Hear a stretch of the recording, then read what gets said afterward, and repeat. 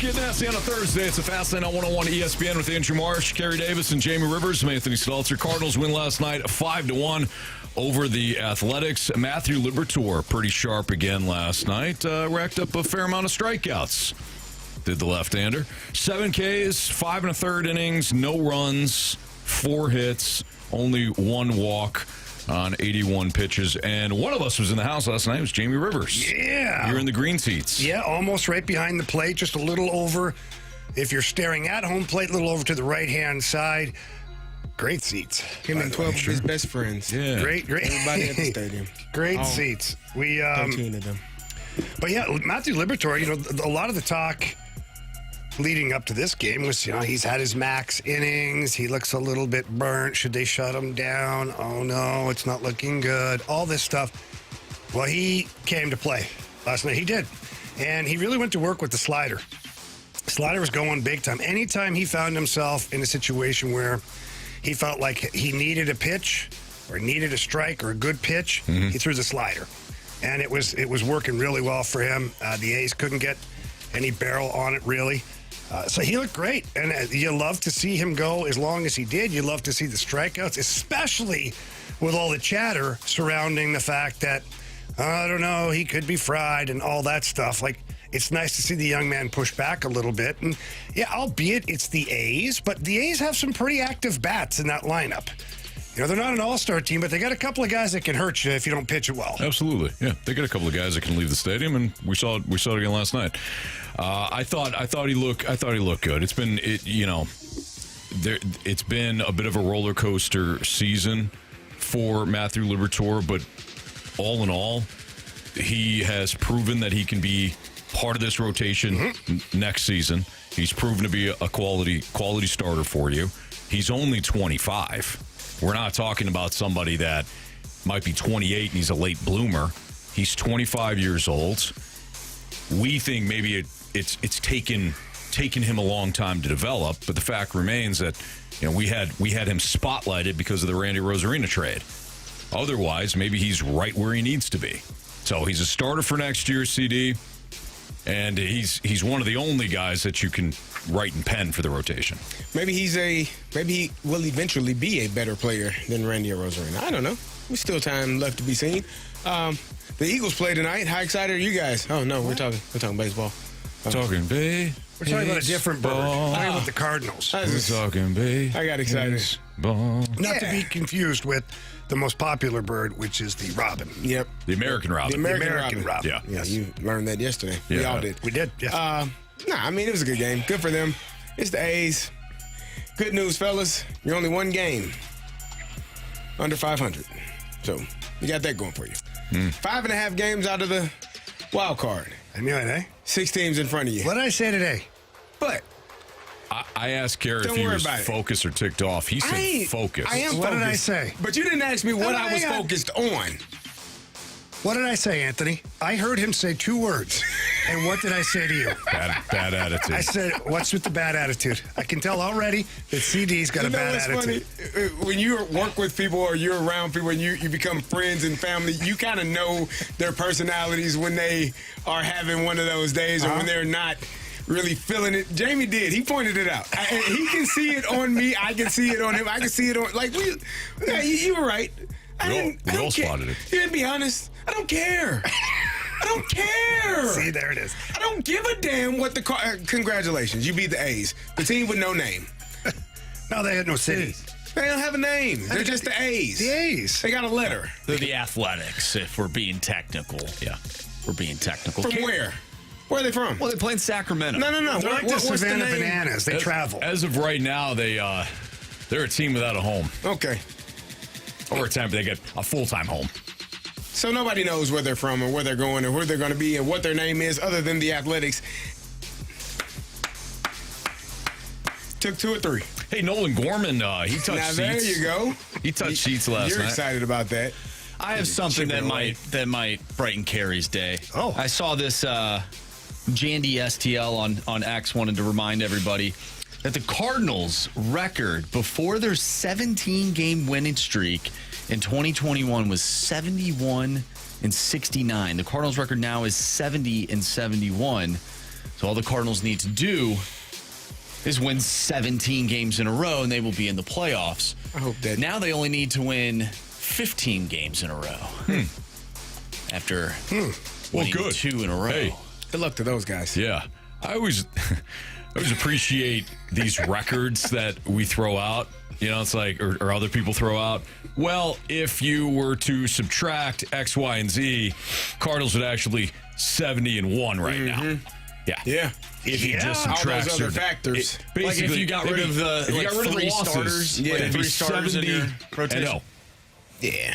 Yeah. Proud of those if you guys. remove these 3 starters, or if you only look at their games on Tuesdays following a half moon, the Cardinals actually would be pretty good. Yeah. That's all that You got matters. to recognize when things are good, Anthony. You got to figure out how to make yourself true. feel better is what that is. That's all that is. They want to feel better about what they're watching. Yeah, you know, we're at, I'll tell you the number I'm counting, the games left. I think we're at 21. I am on a countdown. That's my magic number, fellas.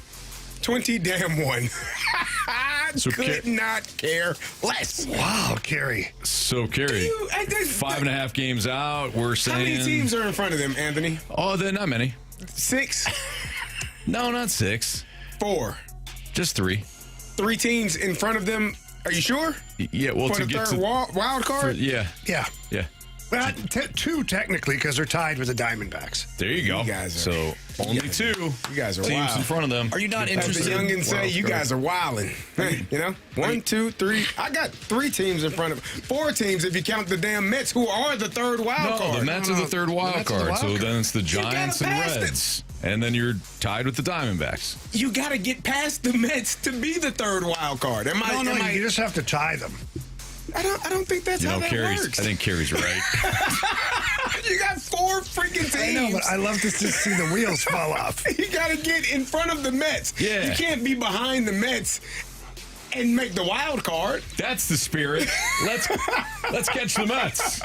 Let's catch and pass the You Mets. just want to get up to where the Mets Carey's are. right. Okay, all right. I looked. I'm like, it's 4 teams. Okay, well. And hey, you know who's coming to town this weekend, right?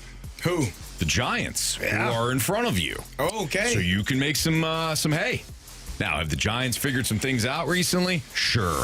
That 9-1 record of their last 10 and 4-game winning streak, that might means scare some something. teams, Yeah, but not the Cardinals. It's not as good as you think. The it's- eyeball test shows a little different. Yeah, they beat the You know what? Rockies. I was watching the game earlier, and I was telling Anthony, you might be right. Depending on, the score is not always indicative of how well or how poorly a team Right. played. You know, You were watching some game film on a certain Elon was balling, man. Musketeers. I don't know what their names I don't know are. either.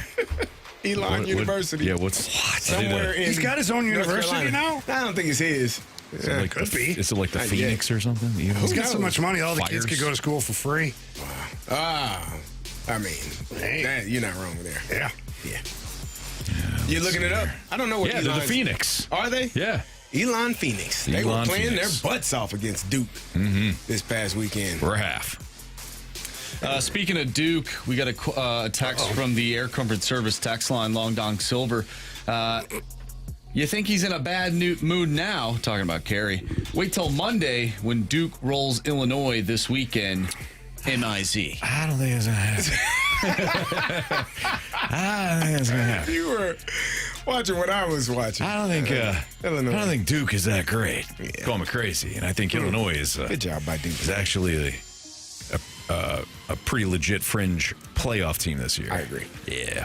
All right. That was kind of a crab sandwich. No, it No, wasn't. I took the fringe out. I took the fringe. I heard him say it. Actually, not a crab sandwich. I took it That out. was like a crab hors d'oeuvre. Like Yeah, just a it's small a little serving, piece of crap. Like small not the whole serving thing. on a cracker. Yeah. Yeah, Like one sandwich. Illinois is going to be possibly a fringe playoff. Yeah, I said Why not not just fringe. say they could be a playoff team? Because I think they're one of those teams that's right now on the know, outside looking in. Anthony, but if I the also season- recognize them as a possible playoff As we contender. like to do this, if the season ended today, Illinois would be in the college football playoffs. I mean, we're one That's game in. Very true. And CMU would be that. First team out. No, not at all. They'd be representing the team that is not in the In the group Power of Four? 5 or group of 4. I They guess should now. be. I don't know. Maybe not. You're starting to trail off there, Carey. What do you? I said maybe not. Maybe not what? Maybe not just yet. Maybe They not got just a big yet. game this weekend versus Pitt. Yes, they do. Oh, CMU does. In and then a Pitt. bigger game next weekend versus Michigan. Yeah. We'll see where they Big stand. in-state rivalry. Yeah. Next I week. don't know if that's a, Oh, yeah. I don't know if that's Travel an to in-state. San Jose I don't State. know if that's What? in-state rivalry. Well, of course it is. Mount Pleasant is in Michigan. Ann Arbor also in Michigan. It's an Yeah. in-state rivalry. Yeah, I could see definitely Michigan Wolverines. They circle this one on the calendar. There's no every- question. I don't think they did. They don't care about Michigan State or No. Ohio State. Nope. When the fire-up chips are there, though, it's go time. You know what? They better not overlook them. Exactly. Oh, man. Michigan is in Norman this weekend. So they're in Oklahoma next week. Oh, They probably like, a trap we're game. fine. One of these directional schools. Massive trap game. Massive. Thanks for recognizing that, Mark. Most exciting matchups for week 1 in the NFL. We'll tell you what intrigues us next on 101 ESPN.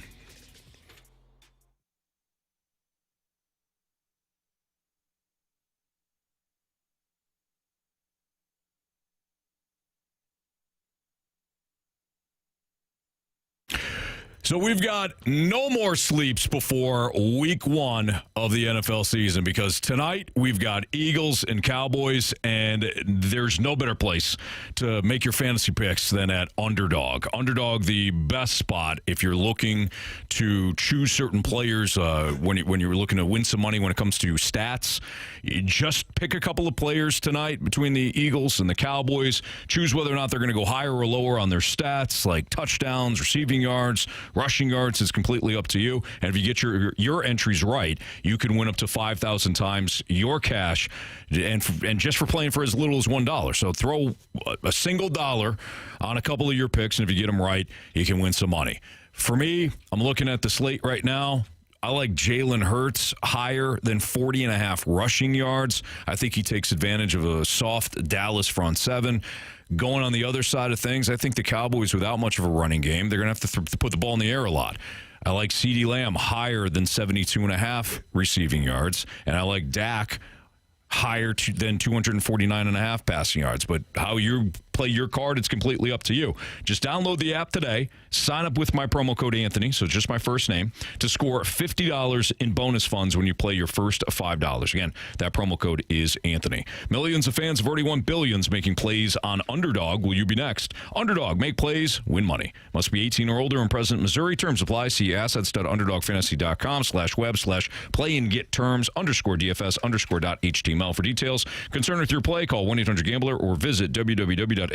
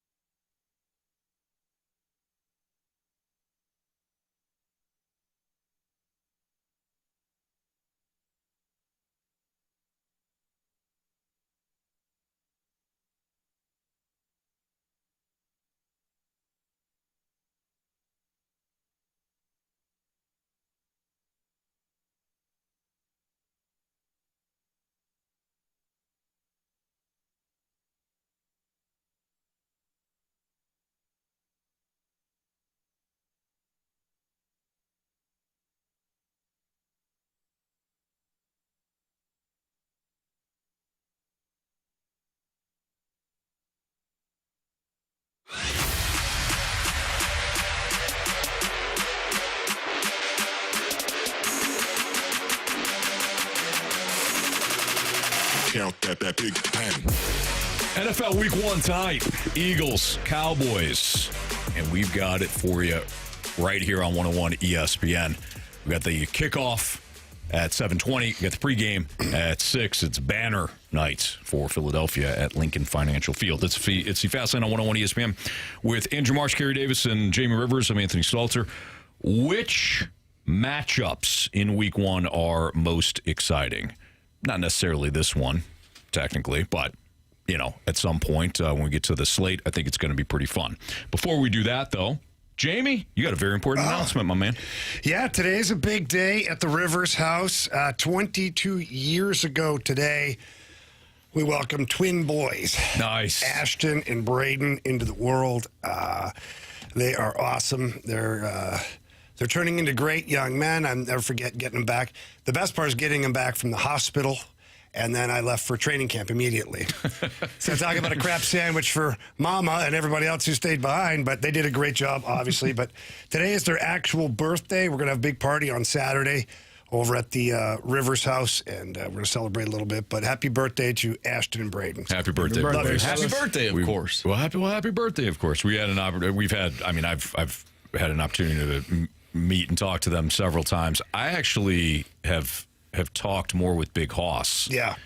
But both are respectful. I mean, they're young. They're only 22. Respectful young men, and they're good kids. They're awesome. They're very good kids. So, I'm proud happy of them. birthday. Good. We'll have a great party on Saturday. Yeah, we're going to go for a nice little dinner tonight. Going to take them out to the Rack House. Are you? Yeah, it's one of our favorite spots. They like nice big old steak. Nice. Well, enjoy yourself. We will. All right. So, Carey, Week 1 matchups. I don't think this is going to be an exciting one tonight between the Eagles and the Cowboys, but maybe you feel differently. If not, what is the most exciting Week 1 matchup? Whether it's team versus team, coach versus coach, player versus player. I think it's Lamar Jackson and Josh Allen, Ravens versus Bills. That's Week 1 matchup. Last year we got the Ravens versus the Chiefs, which was a great Week 1 matchup. You had a toe of Isaiah Likely that just prevented the Ravens from tying that game up and having a chance to win it. But I think that this matchup, the number 1, number 2 votes for MVP last year, Josh Allen winning it, Lamar coming in second. I think this is going to be the best matchup.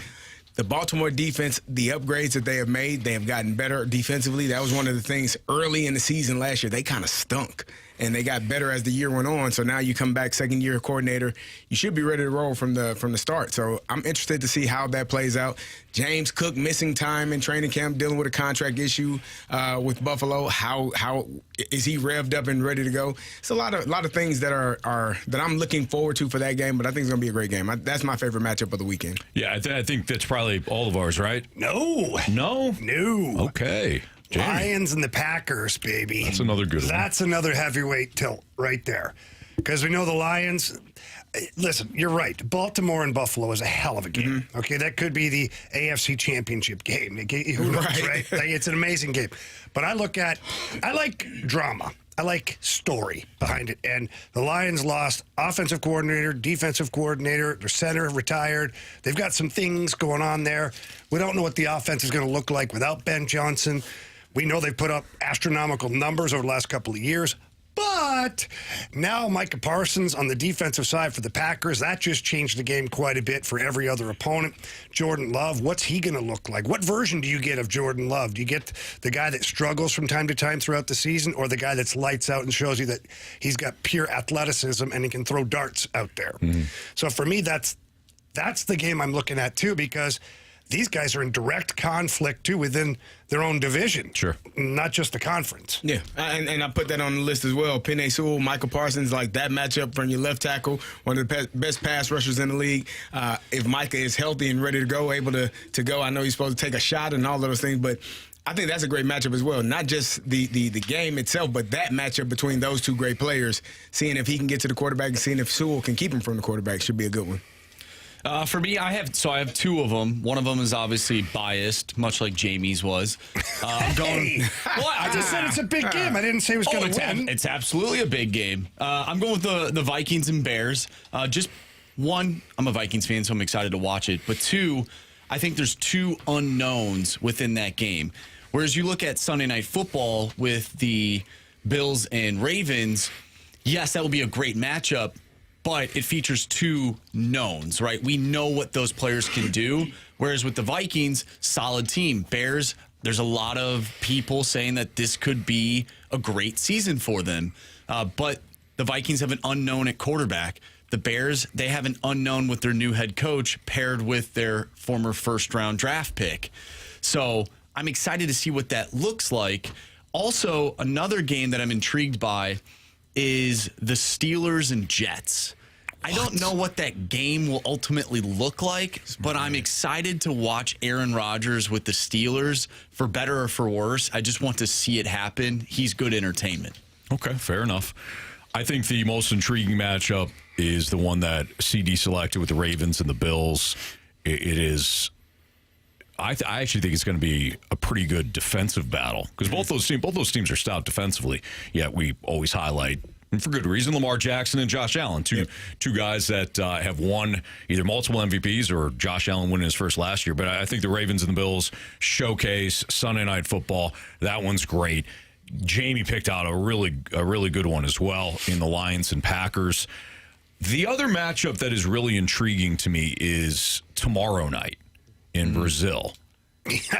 Chiefs and Chargers, AFC West. The Chargers losing Rashawn Slater really took the air out of their hopes. Yeah. But they're still going to be a solid team top to bottom. If you go back last year, the Chiefs and the Chargers, Chiefs won in Kansas City 17-10, and then in LA 19-17. So both games were highly competitive. It's no longer Andy Reid versus Brandon Staley or Anthony Lynn or whoever the Chargers have fired in the past.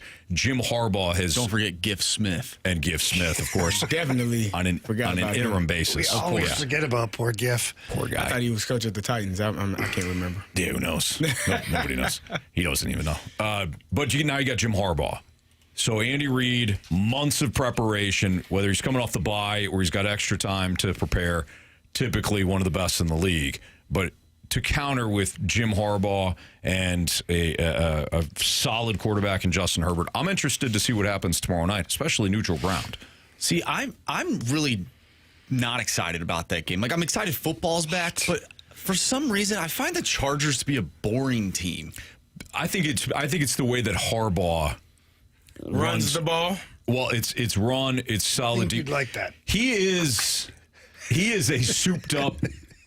He is a much better souped up version of Jeff Fisher in cargo pants, basically. Did you just compare him? No, to I did Jeff? not. He did. It's the same philosophy. Jeff Fisher wishes. It's this. I know. It's the same philosophy though. It is. Why it do you is think play that great, is? play great defense because typically if you play that way and you play mistake-free football, you give yourself a chance to win every game, regardless of the opponent. I'm intrigued by that because he was a quarterback. Mm-hmm. You would think a former quarterback would lean heavily on his star quarterback. Sure. Right? I would. I don't think he's a star, but I think he's. You don't think Justin Herbert is a star? I don't think he's a star. I think he's really good though. What? You had him as one of the top 10 quarterbacks in the league. You definitely That would did. mean he's a star.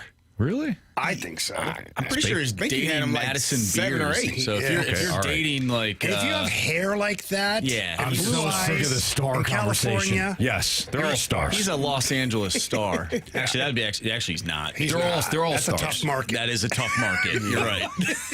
They're second fiddle in that Sorry, city. Anthony, what were you saying? Justin Herbert's a star. So a star quarterback. Go ahead. No, I was just wondering if he's a star quarterback, why they so run heavy. But that's Harbaugh's philosophy. It's been that way It's forever. identity. Yeah. That's what he is as a coach. Yep. I like And they're going to be in most games. If he zigged a little bit from time to time, I think that would play more to his advantage. Like certain games where he just loaded up and had an air raid game, teams would be like, what? Never. What the hell? What the? Oh, Jimmy Harbaugh. I didn't say Jimmy he'd Football. do it. I said I'd like it. Yeah, Jimmy Harbaugh is out there with cleats on. Does he still wear cleats on the sideline? I don't know. That bothered the hell out of me. Yeah. I don't know why. He ain't playing. It bothered me so much. That bothered you. It bothered me but Russell so much. Wilson, who was inactive, was in full uniform. And that With didn't eye bother black. you? With eye black. Indoors. He's the third. He's the emergency quarterback. The emergency quarterback. He was. He was inactive, which means he cannot He's the third play. He was quarterback. the the third emergency guy. quarterback. It's my story. Okay. Yeah. If everything goes poorly, he got to play. Oh, gosh. Russell just stays ready. He's actually a player. He can have cleats on and pads on. Why the hell did the coach have cleats You know on? what? I want my coach to wear a mouth guard on the sideline, okay? I want him ready, too. Could you imagine? Like you're trying to call plays with the mouth guard on, and he's like, No, he's got to pop it out like the quarterback. I don't know what the hell you're saying. Then get ready for the snap back in. he puts a mouth guard on on the it. ear. All right, it's Fast Lane on 101 ESPN. Should Blues fans be thrilled that they have someone like Doug Armstrong who continues to workshop the team in a specific way, too? That's next on 101 ESPN.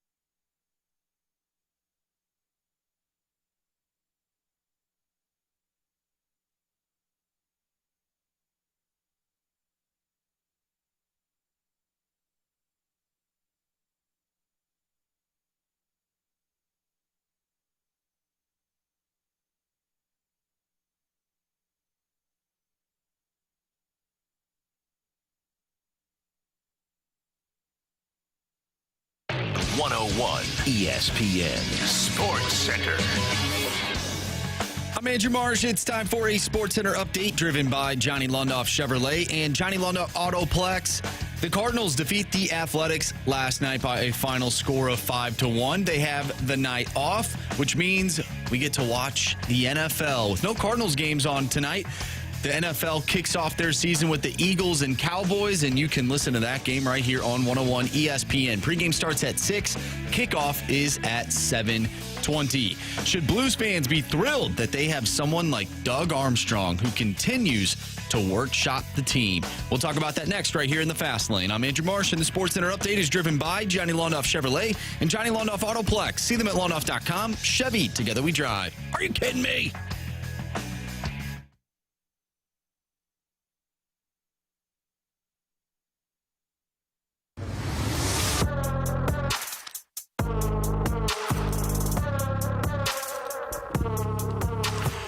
It's Fastlane on 101 ESPN with Andrew Marsh, Carey Davis, and Jamie Rivers. I'm Anthony Stalter. Should the Blues fans be thrilled that they have someone like Doug Armstrong who continues to workshop the team?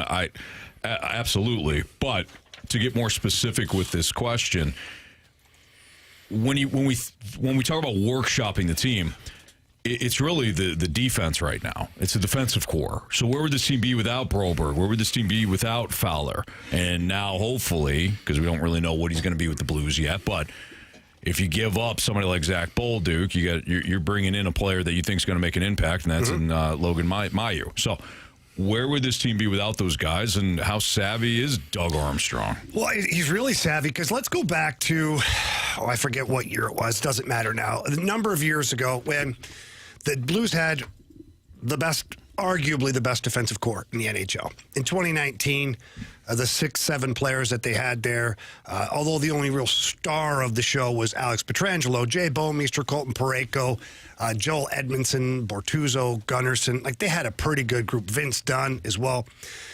Then those guys started to not disappear, but Jay Bouwmeester had his crazy incident with his heart. He had to retire, which sucked, obviously. Then you replace him with Marco Scandella, who came and played very well originally for the Blues, and then he had some bumps in the road along the way, but still was a good Blue for his tenure here.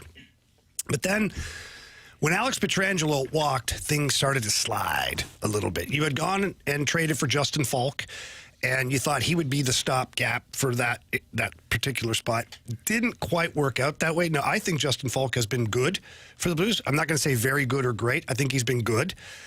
The Torrey Krug experiment didn't work out the way you wanted it to, but he was also the next best defenseman available that year. So Army's trying. Army saw that the defensive core was going to be depleted, and he tried to backfill with what were, alpha-type players on their current teams. Krug with Boston, Justin Falk with the Carolina Hurricanes. Yeah. Didn't quite work out the way they went. Then he went and got Nick Leddy, who's still a tremendous skater at the NHL level, came in, he helped out, he played alongside Colton Parayko. They had a nice little run. Mm-hmm. But as we can see, there's still some holes in their games, each and every one of them. So what did Army do is he went and offer sheeted Philip Broberg, Dylan Holloway. Holloway a forward, so we'll keep him out of this conversation today. But we did talk ad nauseum about that yesterday, Dylan Holloway. So if you missed any of that, you can always go back, check out the podcast brought to you by Schaefer Door Company. But in acquiring Philip Broberg, he got himself a top 4 defenseman right away. 6'4", fleet of foot, great player. So that filled in we'll call it the Torrey Krug void. Mm-hmm. And then you went and you traded for Cam Fowler. Cam Fowler now took over that Nick Leddy spot up in the top pairing because Nick Leddy was injured. So now he's retooling the defense core on the fly. And now Logan Mailloux, a 22-year-old defenseman, 6'3", 220, big shot. I mean, those guys don't just grow on trees. You were able to get him. Now it cost you Zach Bolduc, but you're able to get him. And if he pans out the way you think he's going to be, he'll be fighting for a top 4 spot with Justin Falk on this team. And then whoever loses that battle will go to your third pair, which is fine. That's a nice little compromise for the Blues. Sure. Then you've got Tyler Tucker, who under Jim Montgomery thrived last year. Great anticipation, big, physical, in your face, not afraid to drop the mitts. He's a nice complementary piece that you kind of uncovered along the way. Matthew Kessel, another big guy, 6'2", 225, good skater, just solid. You've got a good defensive core. But my point in all of this is Army was able to do all of this on the fly. Mm-hmm. So you're restocking the cupboards without having to go sign massive free agents, and you didn't have to give up $11 million to try and get a Cale Makar-esque type player, whatnot, or overpay for a player who's not as good. So Army, and let's not also forget that they've got Jiricek and Lindstein, two young players that we don't know what they are yet. They could be top 4 defensemen in the next year or two. Sure. So you've really done a hell of a job if you're Doug Armstrong. So it just, Marshy and I got talking about it, and it's like, how lucky are Blues fans that Army's been able to do this on the fly, yet, and I hate to go there, you look down the road at Busch Stadium, and John Mozeliak and the Cardinals have been failing at this particular task. And they're in a retool, rebuild, reset, call it whatever the hell you want. Yeah. Where is the innovative thinking? Where is the outside the box? Where is the risk taking? Because Philip Broberg was a risk for Army. It was. Cam Fowler was a risk. A 33-year-old defenseman who's not playing good in Anaheim, that's a risk. Logan Mayu's a risk. You're trading away a 20-goal scorer for an unproven commodity. Those 3 guys are a risk, yet those 3 guys should and could be playing in your top 4 next year on your defensive blue line. Mm-hmm. Where's the risk from the Cardinals? I think the Cardinals stopped taking risks. We talked about this when they traded away Zach Gallen and Sandy Alcantara, and when they traded for Ozuna.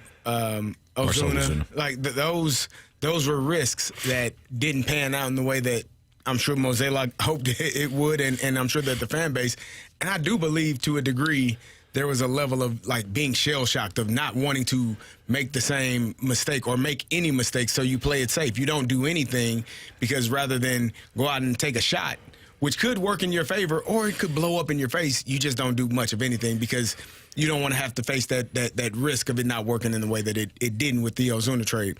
And I think that's part of the reason why Mozeliak, that's my opinion, why he stopped going in that route. Yeah. Where Army is like, and I think good leadership, I'm not saying Mo is not a good leader. I don't know the man personally, but I think good leadership does not give a damn what other people think. Like, in fairness, like, you have to be willing to take all of the crap that you hear when things go poorly, as well as you are as excited to hear all of the great things about you when things go well. And if you're a great leader, you understand that every move you make is not going to be well accepted by every person. Some people are going to have pushback. Some people are going to say that's a dumbass idea. We talk about Howie Roseman all the time. Howie Roseman all the time for the Eagles. I will guarantee there are people in that room when he makes some of those picks. They're like, that's a dumbass idea, Howie. But he's like, I don't care. This is who I feel is the best player. And generally, it's been working out for him. So every time you're in leadership, you have to make tough decisions, and people aren't going to like it, but you don't give a damn. You do it anyways because you're doing what you believe is right for the team, and somebody hired you to do that job, so you have to do it.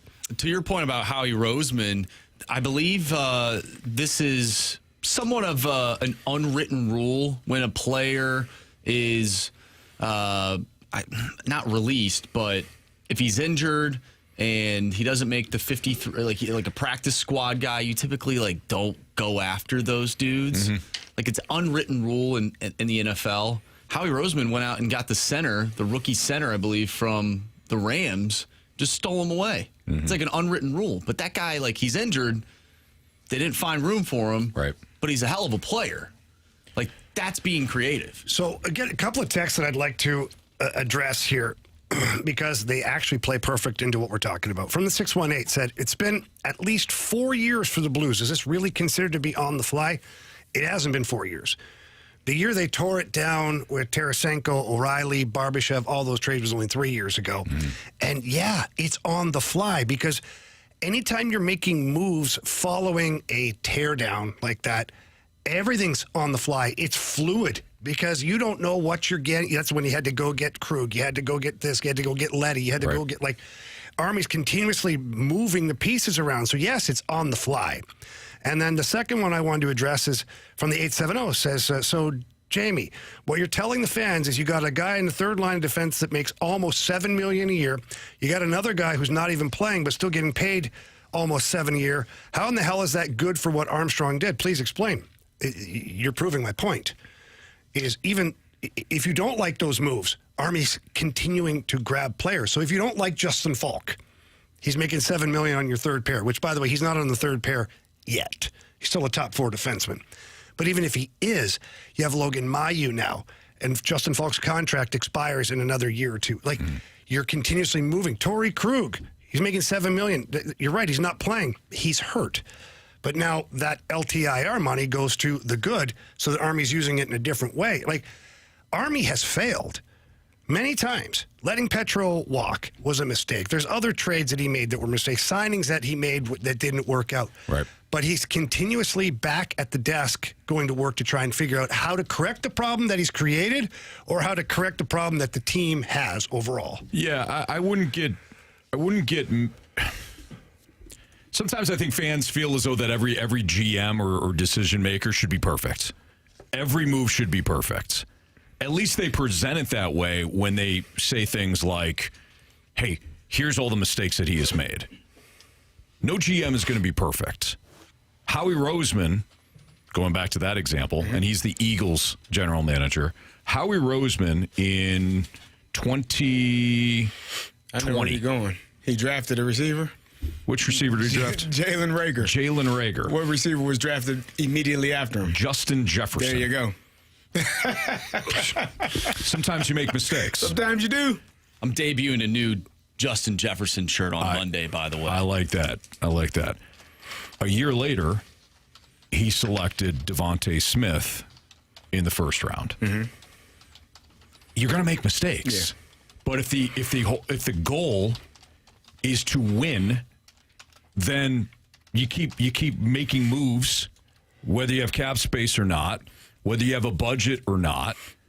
You can make shrewd moves like Doug Armstrong has done and get this rebuild, retool, going in the right direction. Jamie's right. 3 years ago was when the teardown happened, which means year 1 was 2 years ago, and year 2 was last season. Year 2 almost produced a first-round victory. Upset of the top team in the NHL, exactly. point-wise. Exactly. Yeah. I don't know if the Cardinals front office is all about winning. I really don't.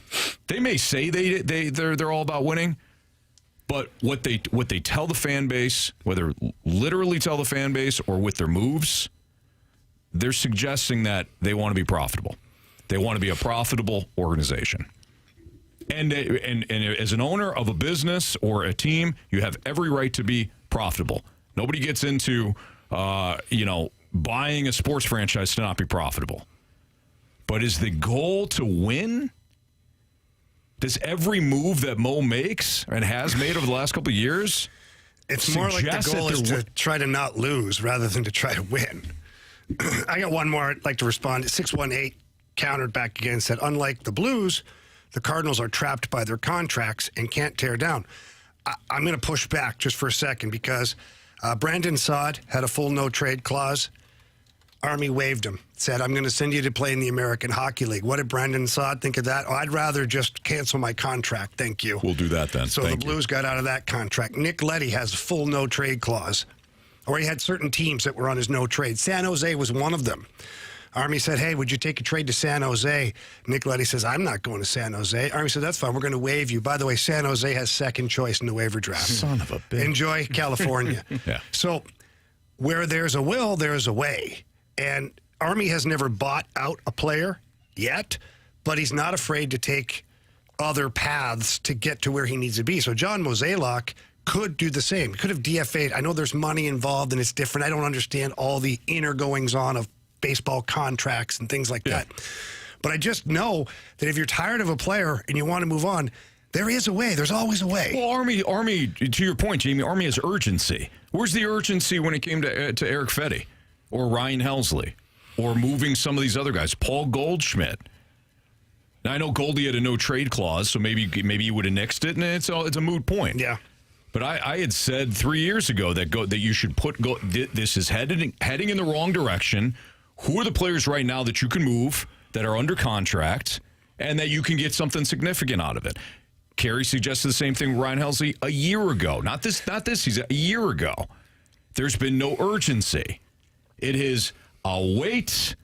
I'll make a decision when I absolutely have to. Yeah. And it's fine until you've completely lost sight of the number one goal is to win. It's Fascinating on 101 ESPN. Marsh has got what's trending next.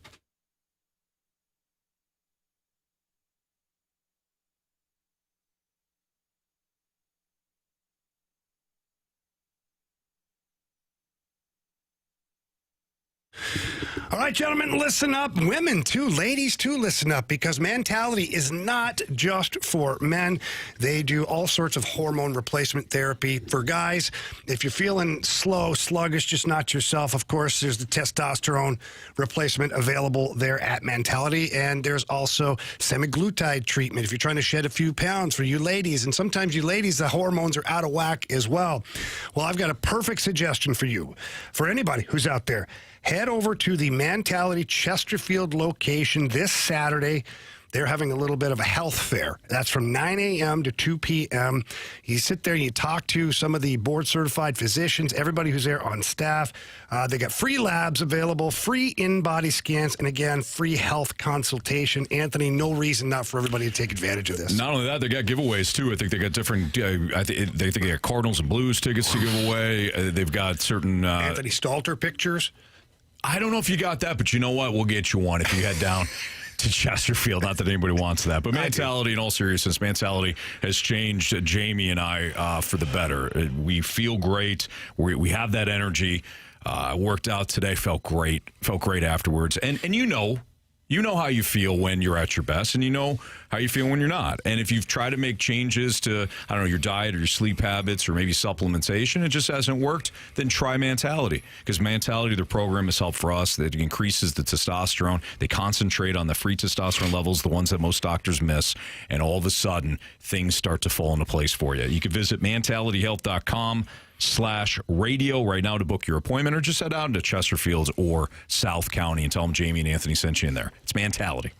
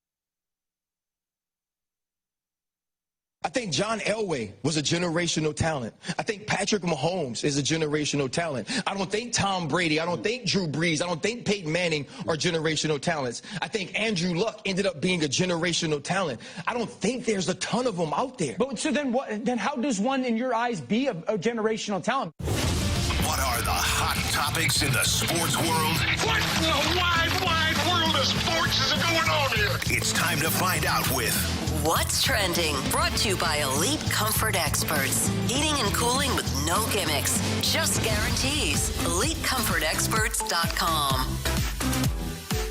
Well, gentlemen, you just heard Ryan Clark on First Take tell you who he thinks is a generational talent. Do you agree with Ryan Clark?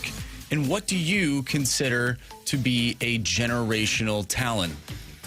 So when I think about what Deion Sanders says, I've heard him say this. Like, we all got gold jackets, but my gold jacket should be a little bit different, right? And I'm quoting. It's not. That's not a quote. I'm paraphrasing. Not a direct quote, but his gold jacket should look a little different. A little different shade. It should be a little different, a little golder. Yeah, a little shinier. Because he was the best of the best, and so I think we often get championships confused with greatness. We often hear, "Oh, Tom Brady's the GOAT because he got 7 championships." I don't agree with that. I don't think he's like RC said. I don't think he's a generational talent. I think he has played on some of the best teams, and he has been one of the key pieces to winning those championships, no doubt. But I don't think he's like Peyton Manning. In my eyes, is the greatest quarterback to play the game. Generational talent, like people that can do something that you've never seen. When you look at it, you're like, ooh, well, that's different. Like Saquon Barkley is that. You've never seen people do some of the things. Barry Sanders is that. Emmitt Smith is not. And Emmitt Smith is the all-time leading rusher. And that's okay. But that, to me, is the difference. When you see people do things and you say, damn, whew, that was amazing. And then they do something. Randy Moss, generational talent. Like those guys that you watch do something, you're like, yep, never seen that before. That to me is what separates people from other people. So he said Patrick Mahomes is a generational talent. He said who? Brady? He said Brady is not. Brady is not. Okay. Manning is not. I thought he said Manning is. No, he said Elway. He said Mahomes, Andrew Luck are generational talents. Can you play that again for us, Marshy? I will play the whole clip once again. I think John Elway was a generational talent. I think Patrick Mahomes is a generational talent. I don't think Tom Brady, I don't think Drew Brees, I don't think Peyton Manning are generational talents. I disagree with Peyton. I don't see how Tom Brady isn't a generational talent. I think he's saying it based on as I just said, your ability to do things that you haven't seen. I saw that Patriots team go 10-6 when Tom Brady tore his ACL with Matthew Kessel. They might have went 11-5. Like they still made the playoffs. Like they were still a really good team. When Peyton Manning left, they got the first overall pick in Andrew Luck. Like that to me is it's different. So tomato, it really is a preference and an opinion on what you think. I think and Dan Orlovsky probably didn't agree with what he was saying as well. So, but for me, when I see people, when I say, damn, I have never seen nothing like that before, that to me is a generational talent. It's something that God gave you that he didn't give somebody else. Troy Polamalu was that in my eyes. But I've never seen a quarterback be able to diagnose pre-snap the way that Tom Brady did. I think it goes just beyond the skill like that you see on the field. I think it goes well beyond that. Like generational work ethic. Could you call it that? Yeah. If we're just gonna say like, I wonder if Ryan Clark is going more toward generational talent based on like pure athletic skill. ability. Yeah. Yep. And if that's the case, then isn't Michael Vick a generational talent? If we're talking about pure athleticism that we haven't seen, to me, it is that. It is when you see a player and you're like, damn, I ain't never seen. When you talk about pre-snap, for me, I'm taking Peyton Manning over Tom Brady every day of the week because What about posts? I take Brady. I'm taking Peyton Manning over Tom Brady. Post snap? Pre and post. Okay. If I got one choice and I'm taking a quarterback, it's gonna be Peyton Manning. That's my opinion, though. Sure. that doesn't make it. Peyton Manning was incredible. That doesn't make it right, but it is what it is. I just think for me, it is when you see something that you've never seen before, and you're like, yeah, that's different. Mm-hmm. Like Charles Woodson playing both ways at that time, you're like, sure. Dude is different. So for me, that's what you consider a generational talent. With Tom Brady, I think what goes overlooked is, he wasn't doing anything flashy, but he was executing. Mm-hmm. 10 yards. If we need 10 yards, I'll give you 11. Right. His discipline was off the charts. We need 6, I'll give you 7. Occasional deep ball, especially when Randy Moss was on the team. Sure. I'll dump it off. We'll run a screen, but we are going to move down the field, and I'm going to execute my throws, and then we are going to score, and we're going to ultimately win. Mm-hmm. And that's what made him so great. But I don't know, because he's not, dancing around, running around, throwing passes with his left hand. Right. We don't look at it like that. Sure. But the guy could win. Yeah. And he would, his work ethic, I think, is second to none. Tom Brady? Mm-hmm. I don't disagree with that. And we got a text here. Who would you rather have? Is for me saying, would you rather have Lamar Jackson because he is a generational talent, or Tom Brady? Which team I got? I don't think it matters. I think the Patriots are winning. No. Which quarterback do I have? Which quarterback is quarterbacking the team? Like, what team do I have? Do I have Lamar Jackson and that Patriots team?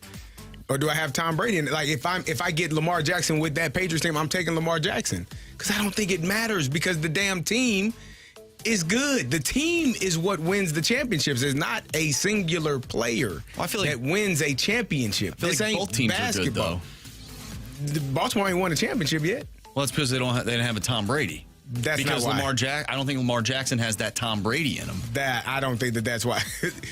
Tom Brady, I don't think that's why. That's my opinion. I don't think Tom Brady wins a championship with this Baltimore team.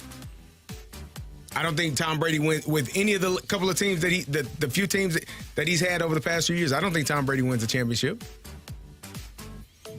We'll never know, but I mean, if that Baltimore team is good enough now to get to an AFC championship game, and that offense did nothing against Kansas City 2 years ago. And it's not like Kansas City blew them away offensively. They didn't. That offense had a fumble at the goal line by Zay Flowers.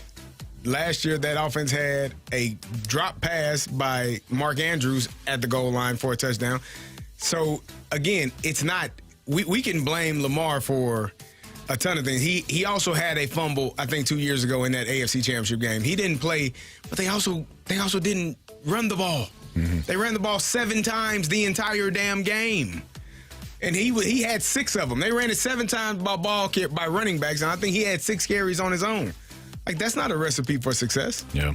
But to me, I do look. I agree that the football is the ultimate team game. I do. I don't.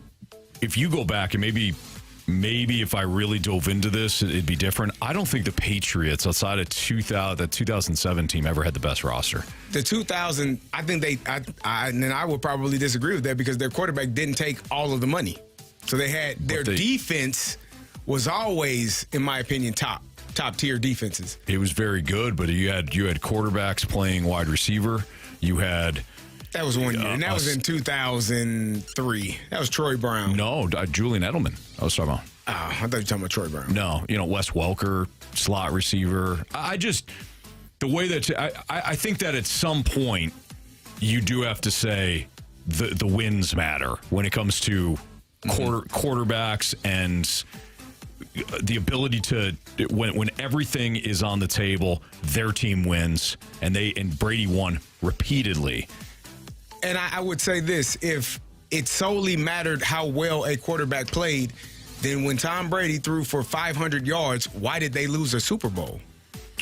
Because it is a team game. Sure, you can make the same argument for Peyton Manning winning the second Super Bowl. He was terrible. He was terrible. So it is a team. That's why I don't care about how many championships a person has. Even with basketball, I don't think Michael Jordan is the greatest basketball player. I will never say he's the greatest basketball player because he got 6 championships. No, because he got more records than everyone else, more awards than everyone else. Not points, but he got more awards than every other player. That's why he's the greatest basketball player. Not because he got 6 championships, because that is a team award. It ain't an individual thing. It is a team game. I watched Tom Brady throw for 500 yards and walk off the field as a loser of the Super Bowl. Yeah. So that does not mean that you are the best because you won more championships. That means you are on a great team, and for 16 games in the season or 17 games in the season, your team was better than everyone else. It helps when you have in playoffs. Game-winning drives, though, in almost every Super Bowl that you win.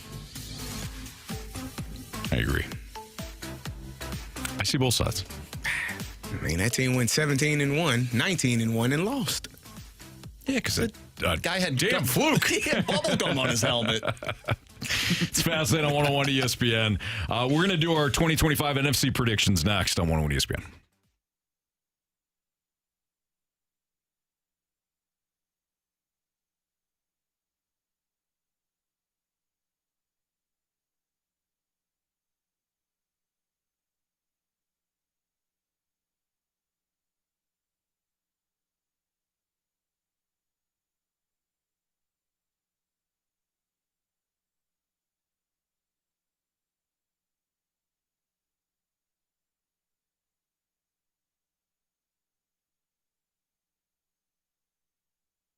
Throughout the month of September, it's kickoff time at Auto Centers Nissan. Welcome to the Winning Drive sales event. They've got over 1,000 vehicles in one massive location right off I-55 in Herculaneum, just minutes from South County. No games, no running around, just real savings and real selection. And right now, you can take advantage of 0% APR for 60 months, 0 down, and no payments for 3 months on the 2025 Rogue, Pathfinder, and Murano, all built in the United States and backed by Nissan's top ranking in the latest J.D. Power initial quality study. It's award-winning quality from day one. And if you're shopping used, Auto Centers have got you covered there too. 0 down and no payments for 3 months on a huge selection of used vehicles, all priced to move. And every new Nissan comes with rock-bottom dealer pricing, their exclusive lifetime warranty, and a 30-day return promise. So get to Auto Centers Nissan in Herculaneum or visit AutoCentersNissan.com because you know the offers won't last. And when you're out there, tell them Anthony Stalter sent you in there. Again, it's Auto Centers Nissan, Herculaneum.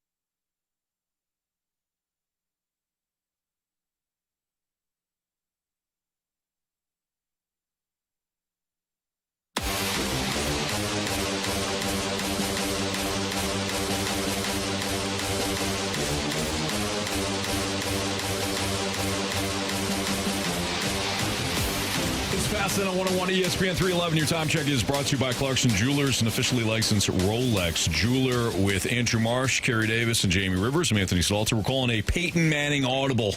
Omaha. Best player in the game. Ever. We're going to do Bet the He's Board. nothing compared to Lamar, though. We're going to do Bet the Board right now, gentlemen. Marsh, did you have enough time to update your standings? We can just do it on the fly right here. I know the Yankees lost, and that was a tough did you one. see that crap? That was a tough one. That was a bad called game by that home plate umpire. 21 missed calls in that game. Was he drunk? It's in play. 21 missed calls. And the last strike of the game was a ball.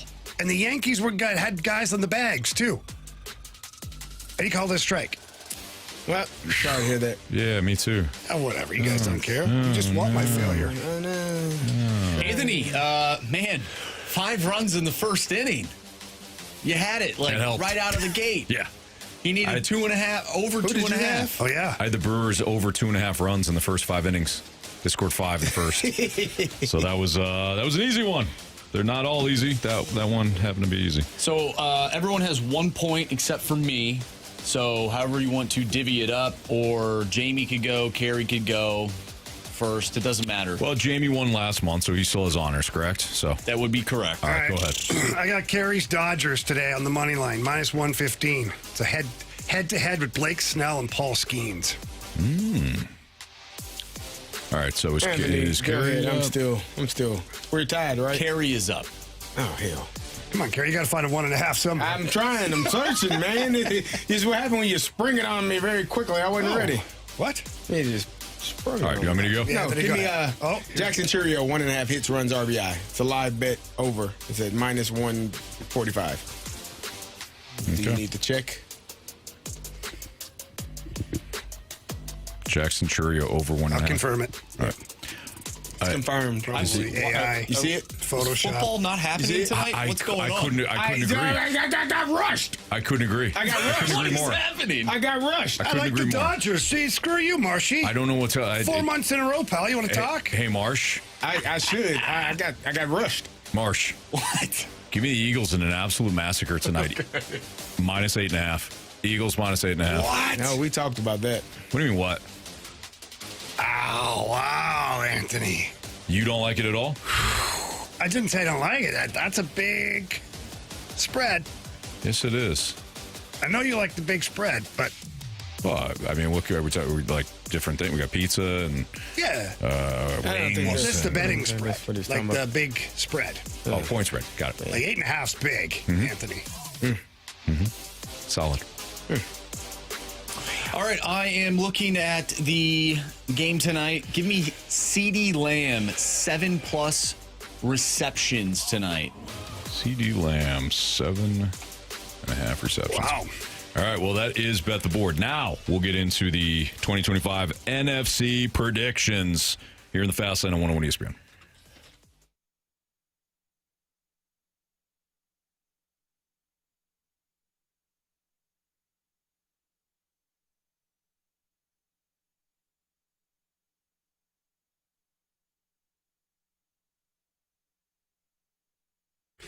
Reclaim your health over at Mentality. Men and women looking for hormone replacement therapy.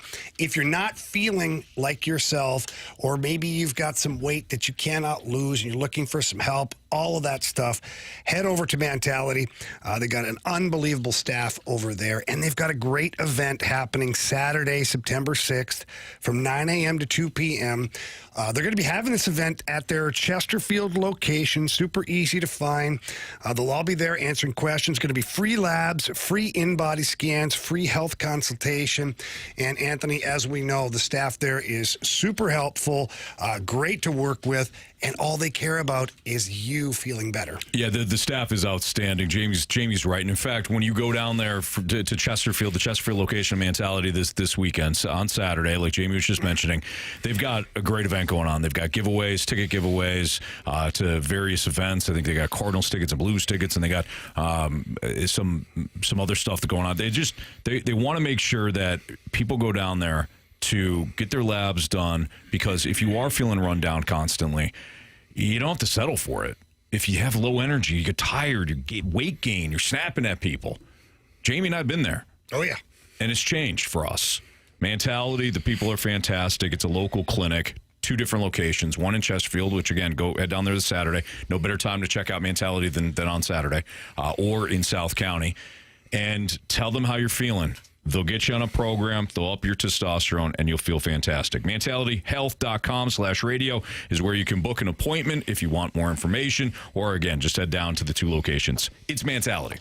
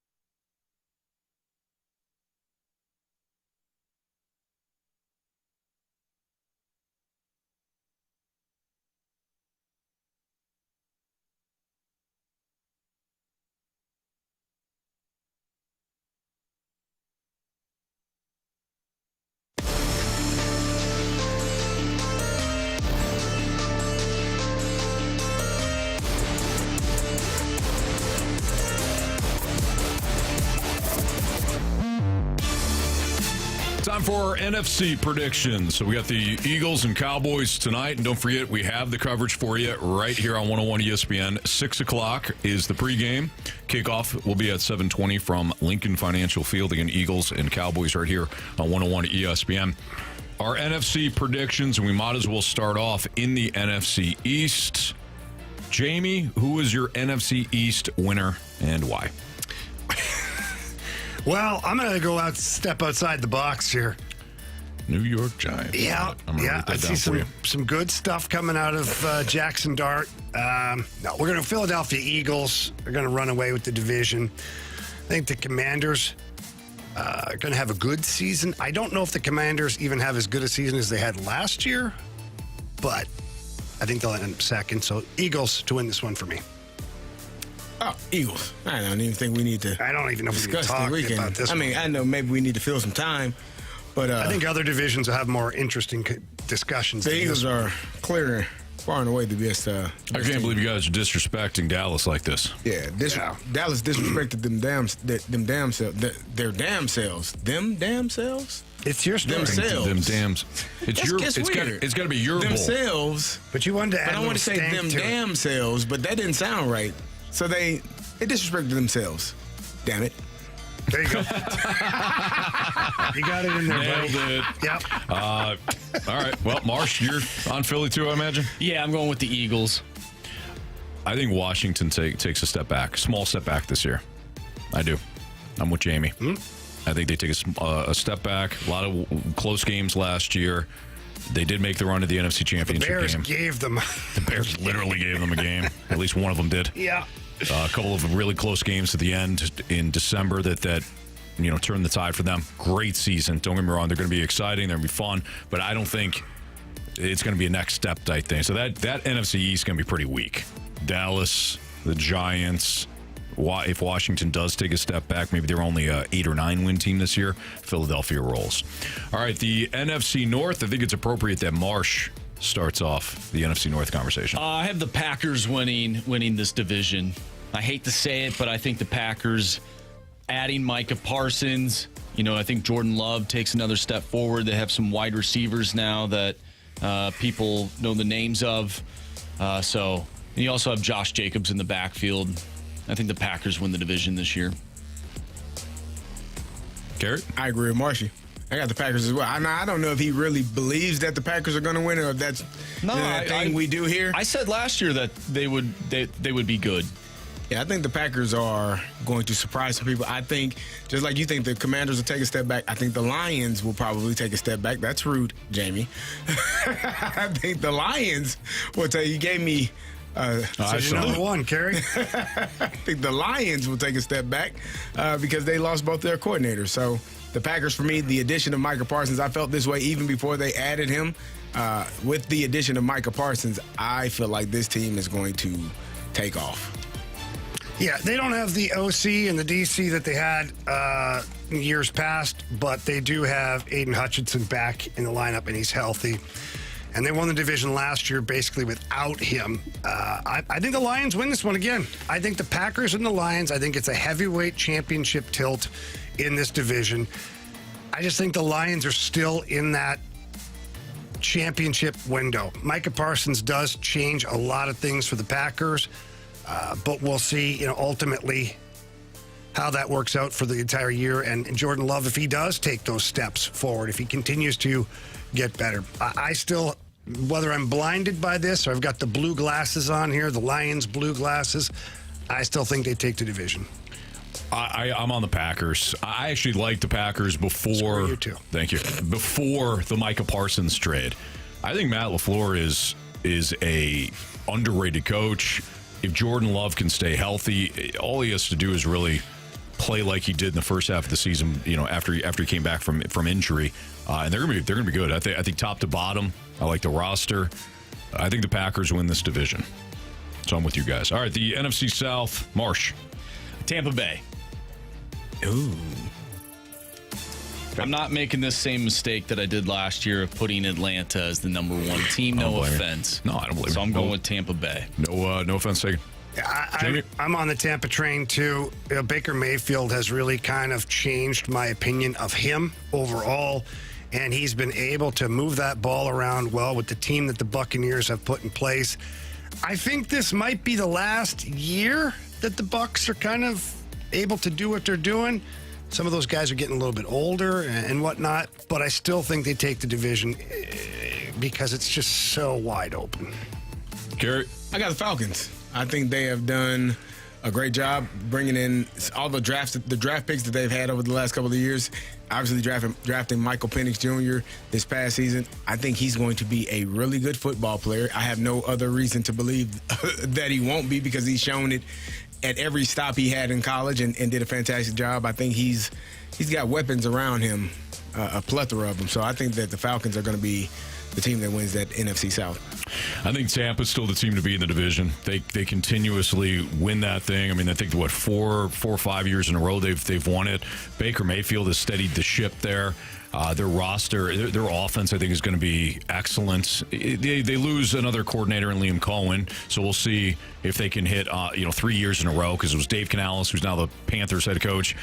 Then it was Liam Cohen, Duval. Oh gosh! And then they got a new OC right now. Maybe there's a bit of a hiccup there, but I think that is still the team to beat in a very weak division. So give me Tampa.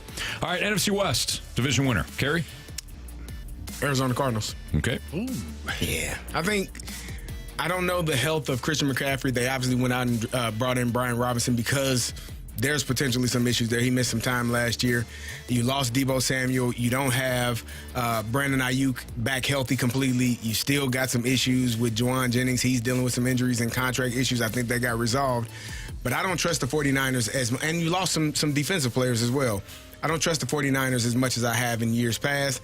Don't really trust the Seahawks. Rams, I don't know what Matthew Stafford back really looks like, how healthy he is for this season.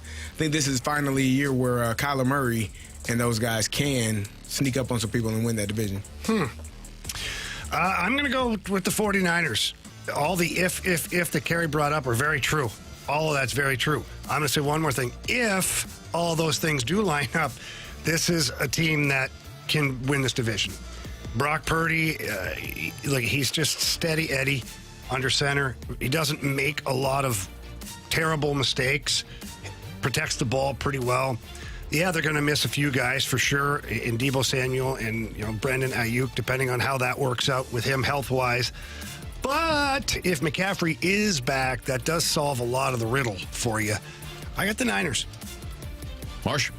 I'm going with the Rams once again. I think Matthew Stafford, I know there's some question marks surrounding his health. That dude's a gamer.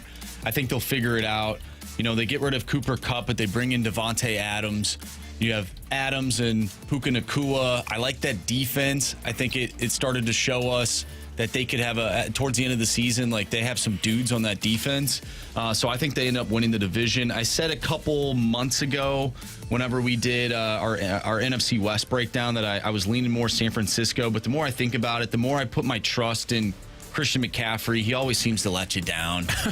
Anytime you really get high on the guy. So I can't do it. So give me the Rams in the West. If I knew Matthew Stafford was going to be healthy, it might be a different story. But I keep saying it, so I might as well just continue down this potential narrative that I've got going here, that Matthew Stafford isn't healthy. He's not going to stay healthy all year. Give me the Niners. They've got a weak schedule. Kyle Shanahan is still one of my favorite coaches. Christian McCaffrey seemingly is healthy. Brock Purdy, new contract. Kyle Shanahan's system, I think, can spit out guys like Ricky Pearsall and be just fine, and that defense is still solid. So give me the Niners to win that division. All right, our 3 wild cards. Marsh? All right, do you just want me to name all 3 of them? All right, I'm going to throw my Minnesota Vikings in there. I do have the Washington Commanders making the playoffs, and I have the Atlanta Falcons. Oof. Which means I don't have the Detroit Lions in the playoffs this year. I think they take a step back. All right, Jamie, what's your counter? That's just silliness over there. Silliness, just trying to wish the bad juju on an NFC North team. I got what you're doing there. I smell what you're stepping in. Just keep that crap up, Marshy. We'll see. Let me guess who you don't have in your wild card. No chance. J.J. McCarthy. My goodness. Anyways, my wild cards are the Commanders, the Packers, and I also have the Falcons. Yes. I had the Falcons winning the division. That's awesome. Didn't say yes to that. Yes. Because he doesn't believe. He's realistic. I am very realistic. All right. I got the Lions, the Commanders, and the Cowboys. Wow. I thought CD didn't like America's team. No, I said the Cowboys. I really liked them more last week before they made a dumbass trade. But they made a dumbass trade. I don't like them as much as I did a week ago because it was a dumbass trade.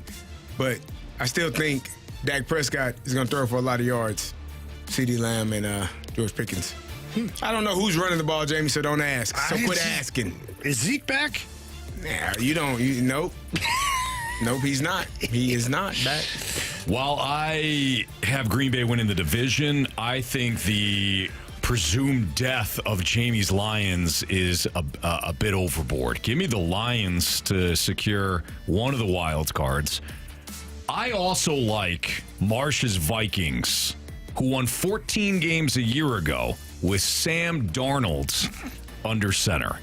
I'm a big believer in Kevin O'Connell. I'm a big believer in Brian Flores. I think that team top to bottom is solid, despite the fact there's question marks around J.J. McCarthy. So give me the Lions, the Vikings, and then give me the team that won 10 games a year ago but just narrowly missed the playoffs. Give me the Seahawks. Wow. I think people are kind of sleeping on Seattle. No Commanders, huh? They're sleepless in Seattle. They are. I'm all in on the Commanders are taking a step back. I know, but They'll probably win the Super Bowl. All right, it's Fastlane on 101 ESPN. Yes, sir. Who's our NFC champion? Oh, Eagles. Lions. We didn't even need to. Eagles. Oh, you're on with the Lions? Yeah. All right. Okay. Marsh? That Lions train. Oh, yeah, no, I have the Eagles. Okay, yeah. AFC predictions next on 101 ESPN.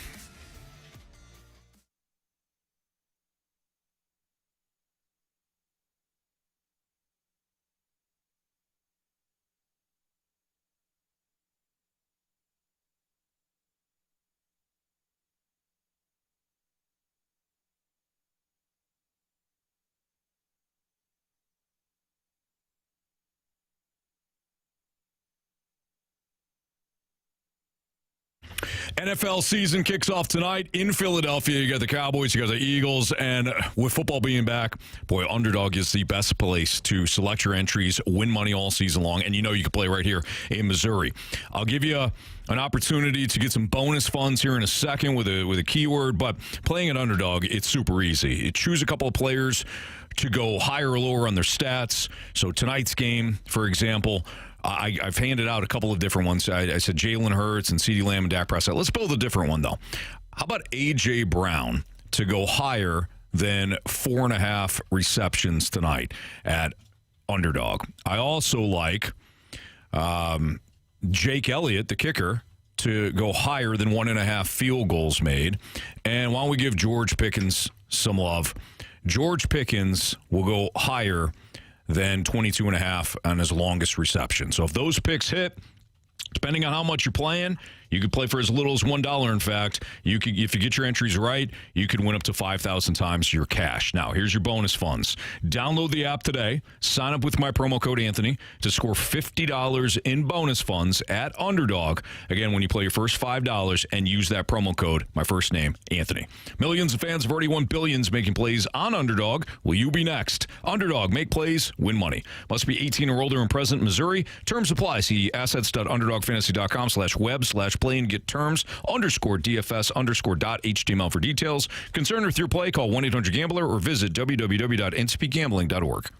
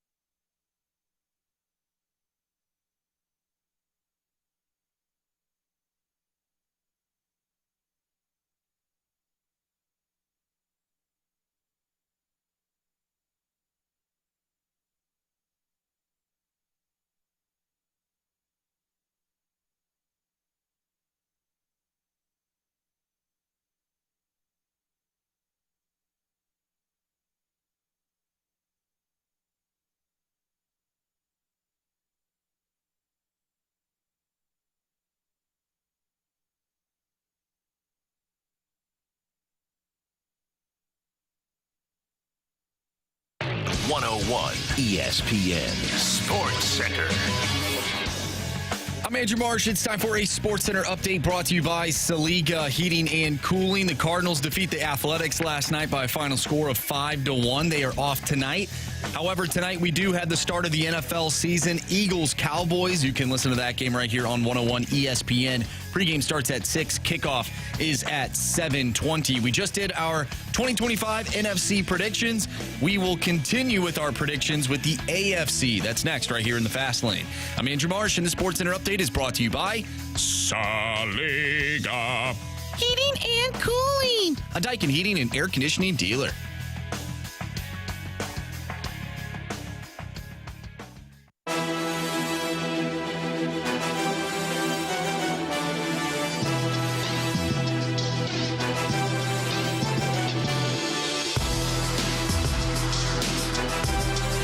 Just told you in the Sports Center update, time to do our 2025 AFC predictions. Starting off with the AFC East, I'll say the Bills. I'll say aye. Aye. All right. The AFC North. Ooh. The AFC North. Jamie. I think this one is going to be compelling this year.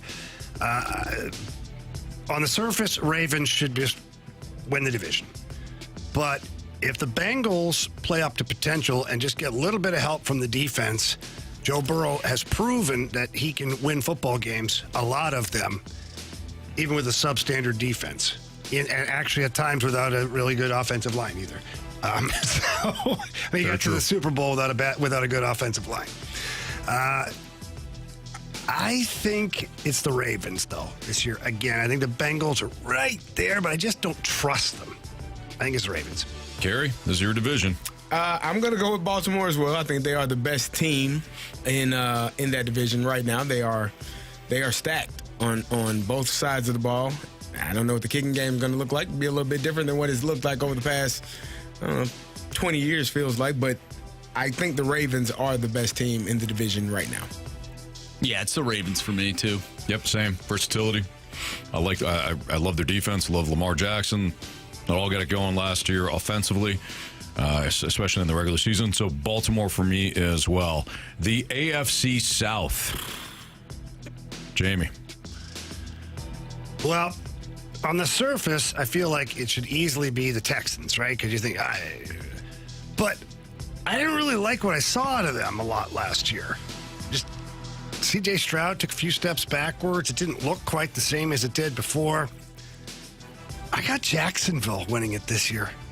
Duval. Yeah. I think Duval. I think they got something.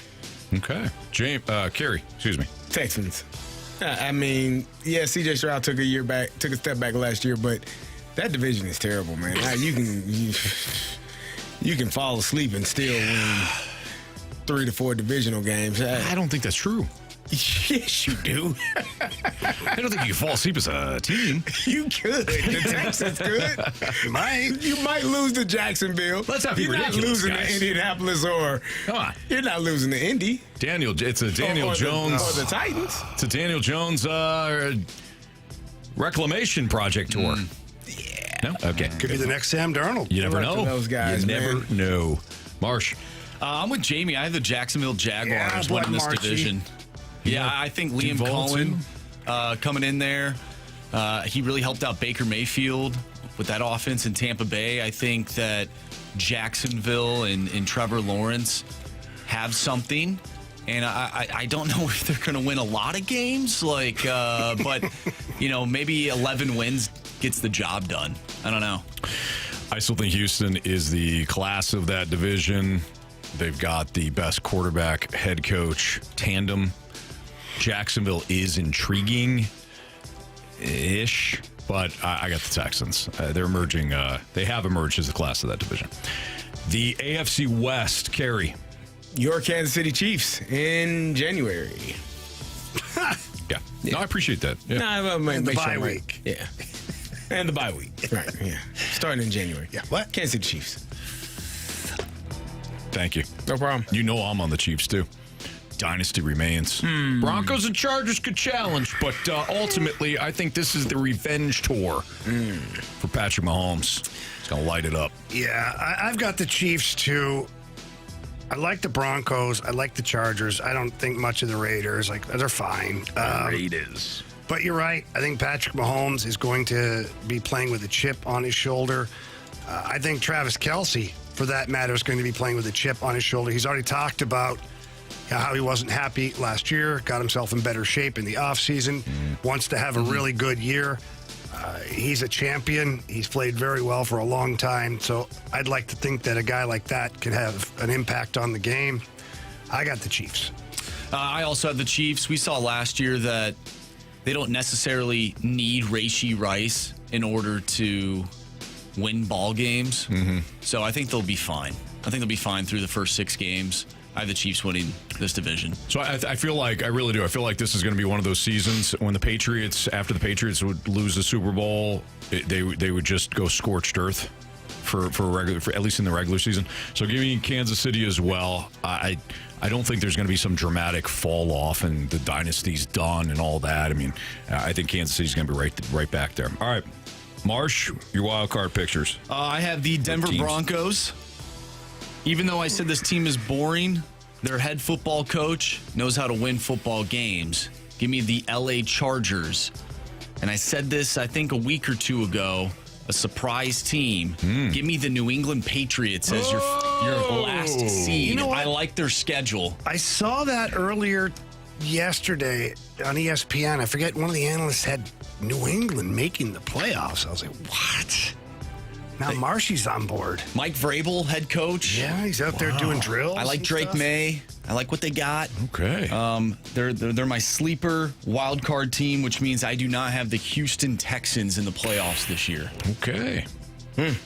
Jamie. Yeah, Bengals, for me, I don't have the same faith as Marshy and my Patriots, so not going there. And then I've got Broncos and Chargers. Bengals, Steelers, Oh, boy. and Broncos. Yeah, the Chargers missing the playoffs. I think the Rashawn Slater injury, which we talked about earlier, is going to be a bit of a big deal for him. Hard to lose the best left tackle in football, or one of the best left tackles in football, and overcome that. I think the Broncos will earn the number 1 wild card spot. That is the one I feel most confident in. I'm going to shake things up a little bit. I was going to go Bengals, but can't make the playoffs if they don't play defense. Yeah, that's why I don't have them in the playoffs. Amen, brother. Give me the Chargers and give me Duval. Oh, no! Give me the Jaguars. Why the hell not? Yeah, hey, whatever. That roster's not terrible. It's not at all. And if Liam Cohen can kind of at least make Trevor Lawrence consistent, I picked him to win the I'm division. kind of intrigued. It's a terrible division. Might be intriguing. Yeah. All right, that's our. Who's going to win it? Marsh? I have the Buffalo Bills as my AFC champion. They'll take on the Philadelphia Eagles. And I have the Bills winning the Super Bowl. Josh Allen just got married. I think he's going to have a good year. Okay. I got the Bills, Lions in the Super Bowl. I got the wonderful Motor City taking home the Super Bowl. Okay. Carey? Ravens playing the Eagles, and I just hope for a good game. No, got to pick.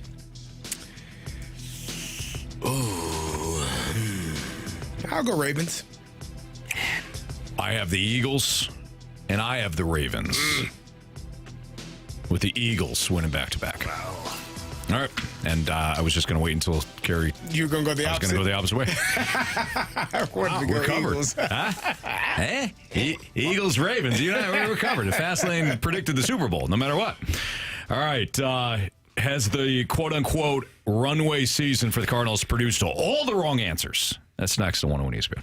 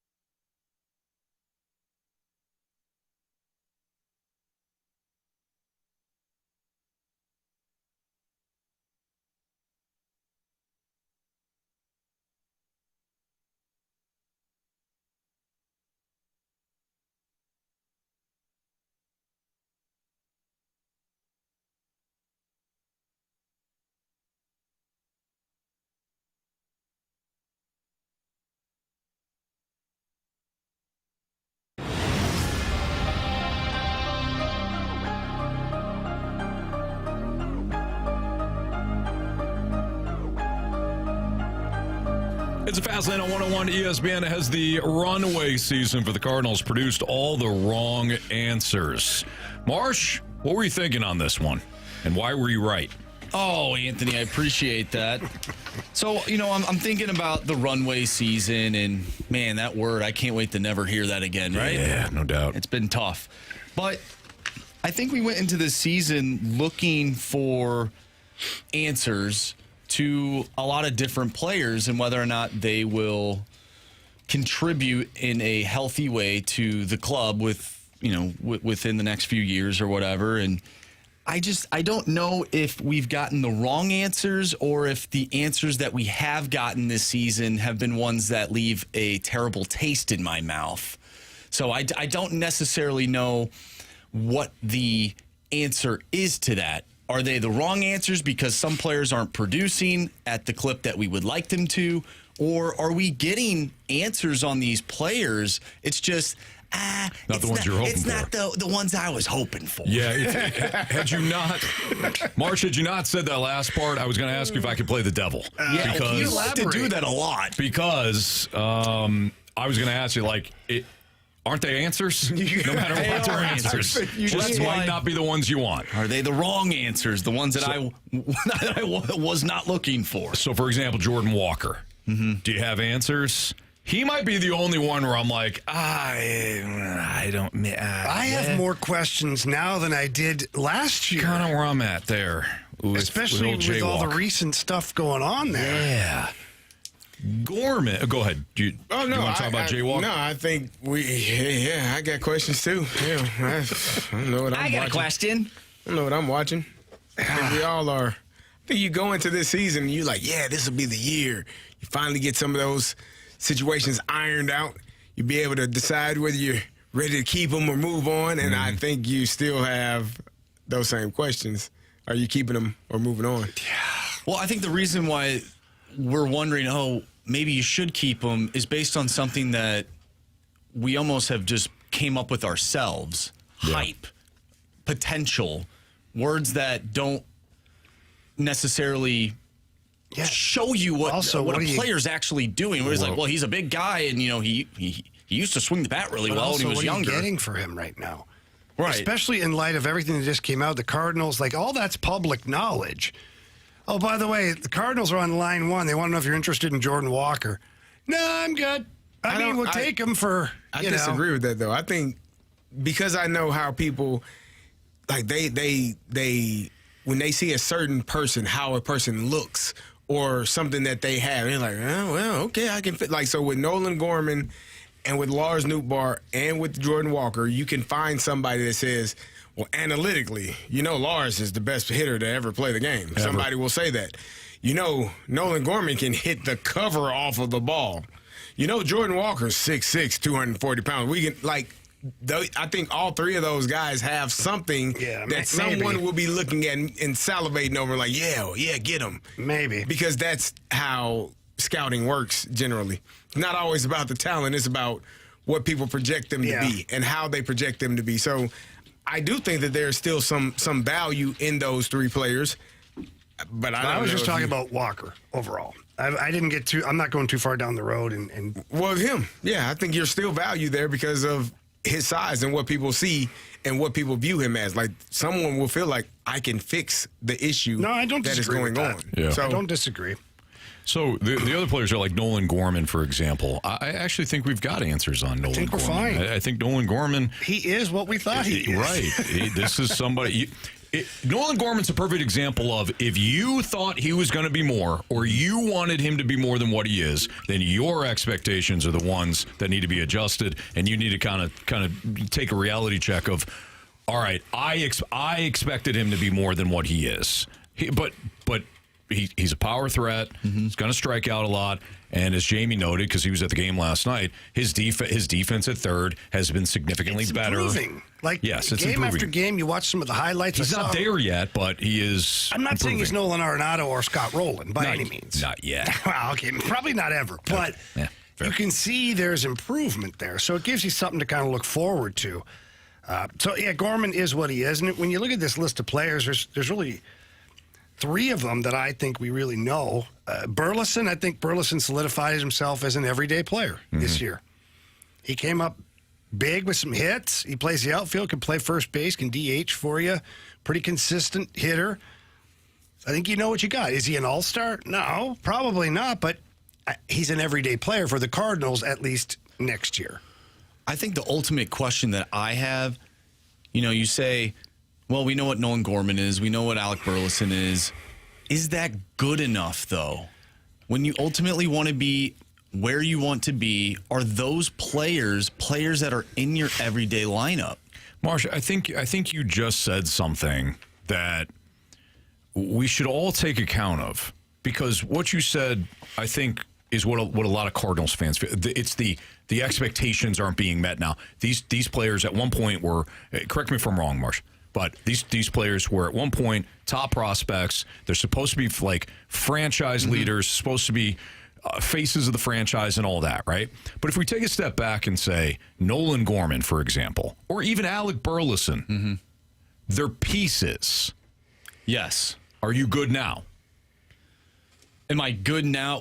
So they're pieces. They're pieces. The puzzle is not If they're completed. co-stars, I'm fine with it. Exactly. It depends on where these other players that you have in mind, where they're playing, right? Not for the Cardinals right now.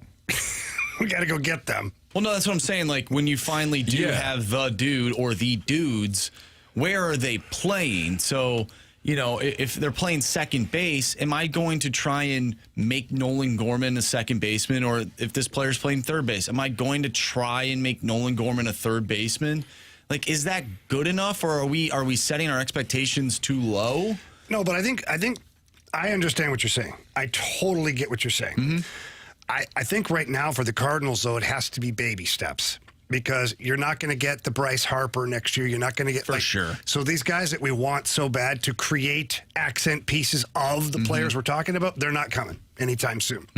So if we're moving the ball forward into next season, of this list of Walker, Gorman, Burleson, McGreevy, Palante, I think you know that Burleson and McGreevy not an everyday player, but he's in your rotation. Okay, Burleson's an everyday player. Gorman, probably an everyday player for a Cardinals team. Does that make you feel warm and fuzzy? Probably not, but it is what it is right now. Now, the Cardinals' responsibility following this is to now go find the star pieces, whether it's J.J. Weatherholt, whether you have him inside the organization and he moves into second base, whether it's a free agent signing or an international signing.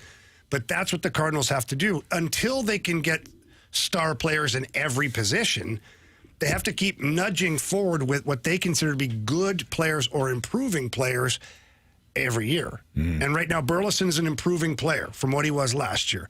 McGreevy obviously improved from what he was last year.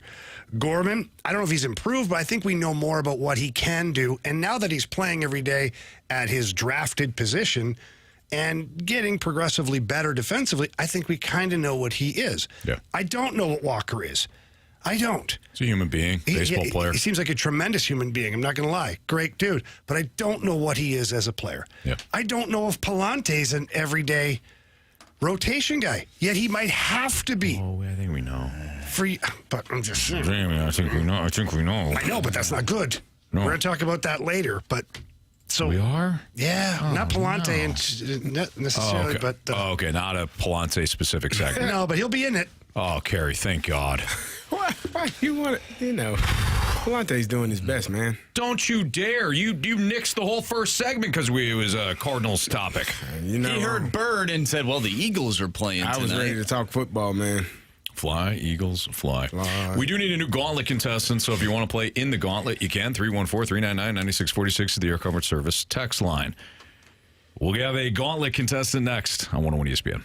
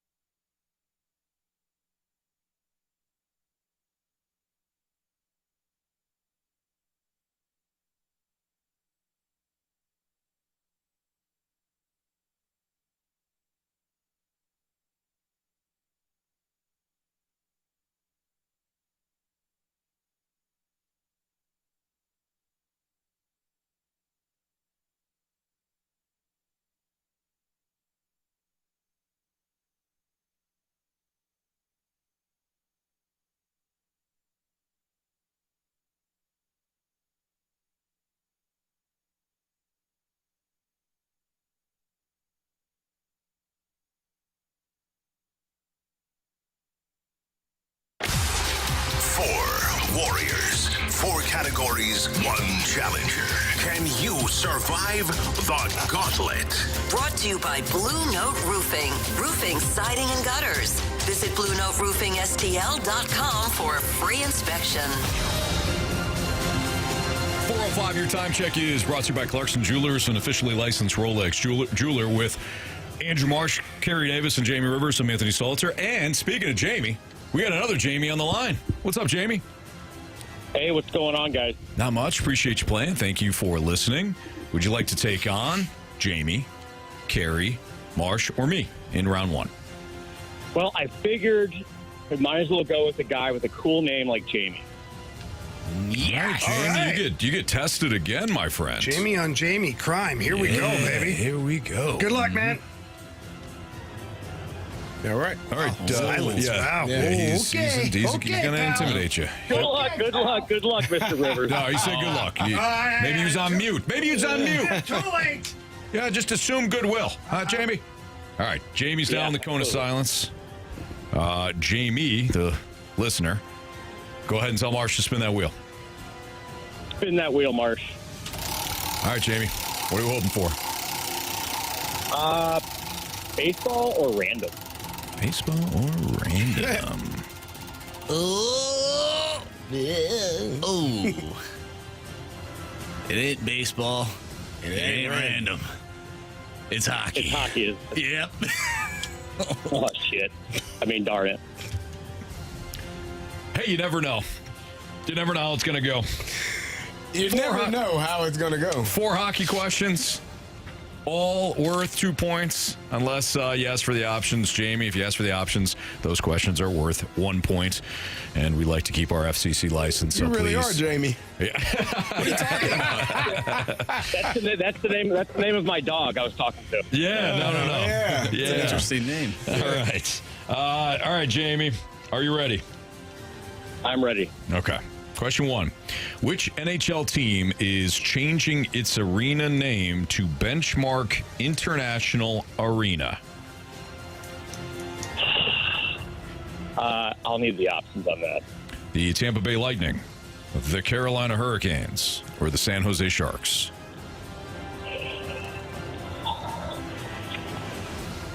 I'll go San Jose. Final answer? Final answer. Question number 2. Former Blue Kyle Clifford recently announced his retirement. Clifford played for the Blues, the Los Angeles Kings, and which other team in his NHL career?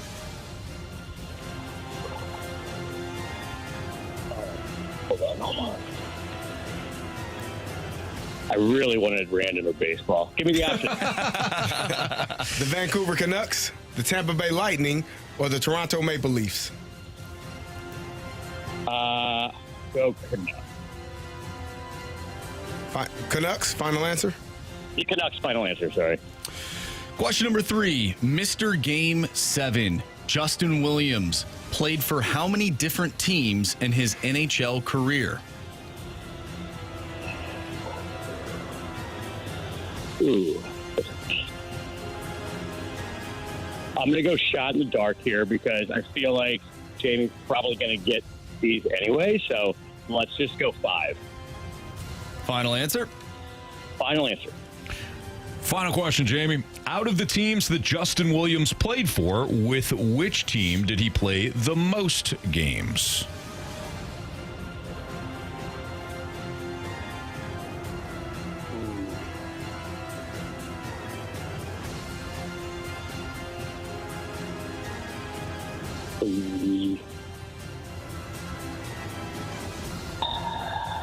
Give me the options. LA Kings, Carolina Hurricanes. That's what I was gonna... LA Kings, Carolina Hurricanes, or the Washington Capitals? I'm going to say the Kings. That's what I was thinking, but the Kings, final answer. All right. Let's bring back Jamie from the Cone of Silence. Jamie, how you feeling right now? Not great. Okay. Well, we'll see what happens. Not great. We'll see what happens. All right, Jamie's walking back in from the Cone of Silence right now. He's approaching the mic, and he is plugging in his earbuds so he can see. He's already got his glasses on, so we know he can hear. Yeah. I'm ready to rock. All right, Jamie, your category today is random. Okay. Hockey. What? Hockey. Ooh. Yeah. Pack a lunch. Should have said good luck. Let's go. Question 1. Which NHL team is changing its arena name to Benchmark International Arena? I just saw this. I believe it is the Tampa Bay Lightning. Final answer. Question number 2. Former Blue Kyle Clifford recently announced his retirement. Clifford played for the Blues, the Los Angeles Kings, and which other team in his NHL career? The Toronto Maple Leafs. Final answer. Question number 3. Mr. Game 7, Justin Williams, played for how many different teams in his NHL career? Ooh. Philly, Carolina, LA, Washington. Back to Carolina. So it's how many different teams? Philly, LA, Washington, Carolina. I'll go with 4. Final answer. Out of the teams that Justin Williams played for, Jamie, with which team did he play the most games? I believe it would have been the Los Angeles Kings. Final answer. All right, let's see how you guys did today. Jamie versus Jamie in hockey. Out of the teams that Justin Williams played for, with which team did he play the most games? Jamie Listener said Kings. Oh, yeah. Jamie Host said Kings. Correct answer is Carolina Hurricanes. not a great start, guys. Really? Not a great start at all. Didn't think he played that many there. We got a I thought 0-0 you were tie. going with Carolina since you said, well, he went back to He went Carolina. back there, but he played an awful lot of games in LA. So. North Carolina. Although the last 2 seasons, I think he had full seasons of 81, 82 in Carolina. Oh, well. Which NHL team is changing its arena to Benchmark International Arena? Jamie Listener said the San Jose Sharks. Host Jamie said the Tampa Bay Lightning. Correct answer is It's the Tampa Bay Lightning. 2-0. Host Jamie. Former Blue Kyle Clifford recently announced his retirement. Clifford played for the Blues, the Kings, and which other team in his NHL career? Listener Jamie said Canucks. Host Jamie said Maple Leafs. Correct answer is The Maple Leafs. Jamie up 4-0.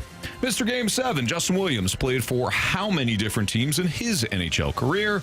Jamie said shot in the dark. Listener Jamie said 5. Host Jamie said 4. Correct answer is It is 4. Jamie.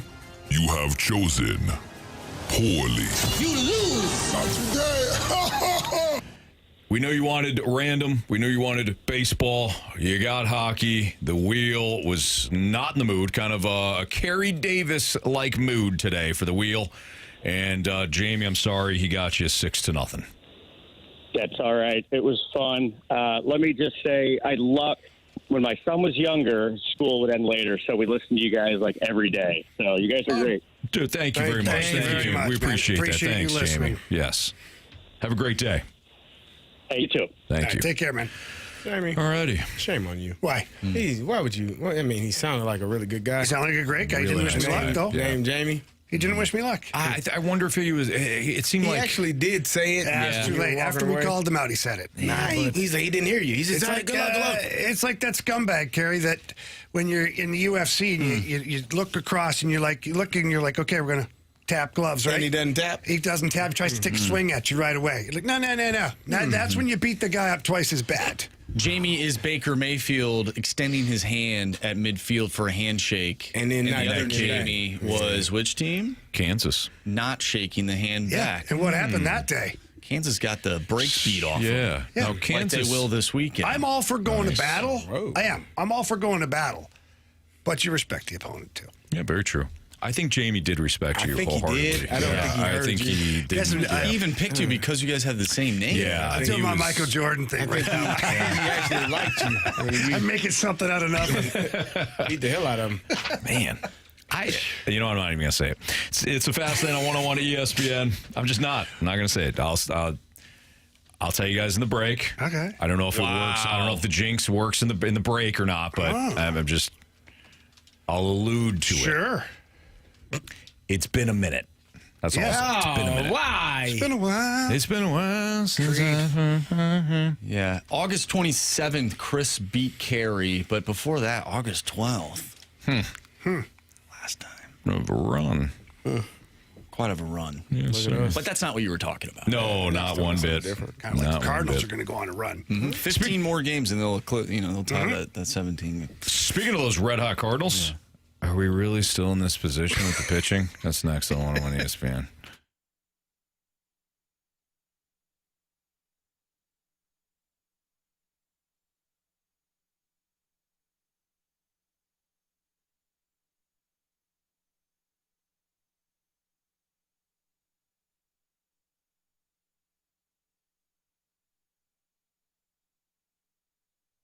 Circus Sports coming to Missouri in December. Won't be long till they are here.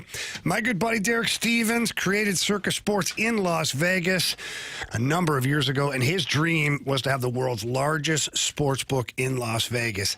He's done that. And Circus Sports, the casino, is an absolutely beautiful establishment. But now, right now, you can have all of that awesome sports book right in the palm of your hand. Just download Circus Sports Illinois, the app. You can find it on their website or anywhere in the App Store as well. They've got great lines on futures bets. No better time than right now. You can get it on the Super Bowl champion, Stanley Cup champion, World Series champion. You get everything right there. They've also got tight money line splits and the best odds of any app that's out there. So on a daily basis, you take a look at the odds on the Circus Sports Illinois app. They are better than their competitors. That also equals bigger payouts, and they also have high betting limits. You really can't go wrong. So please don't miss out on any of the action. Download your Circus Sports Illinois app today, and you can bet like a pro. Again, that's Circus Sports. If you or someone you know may have a problem with gambling, call 1-800-GAMBLER or text ILGAMB to 833-234.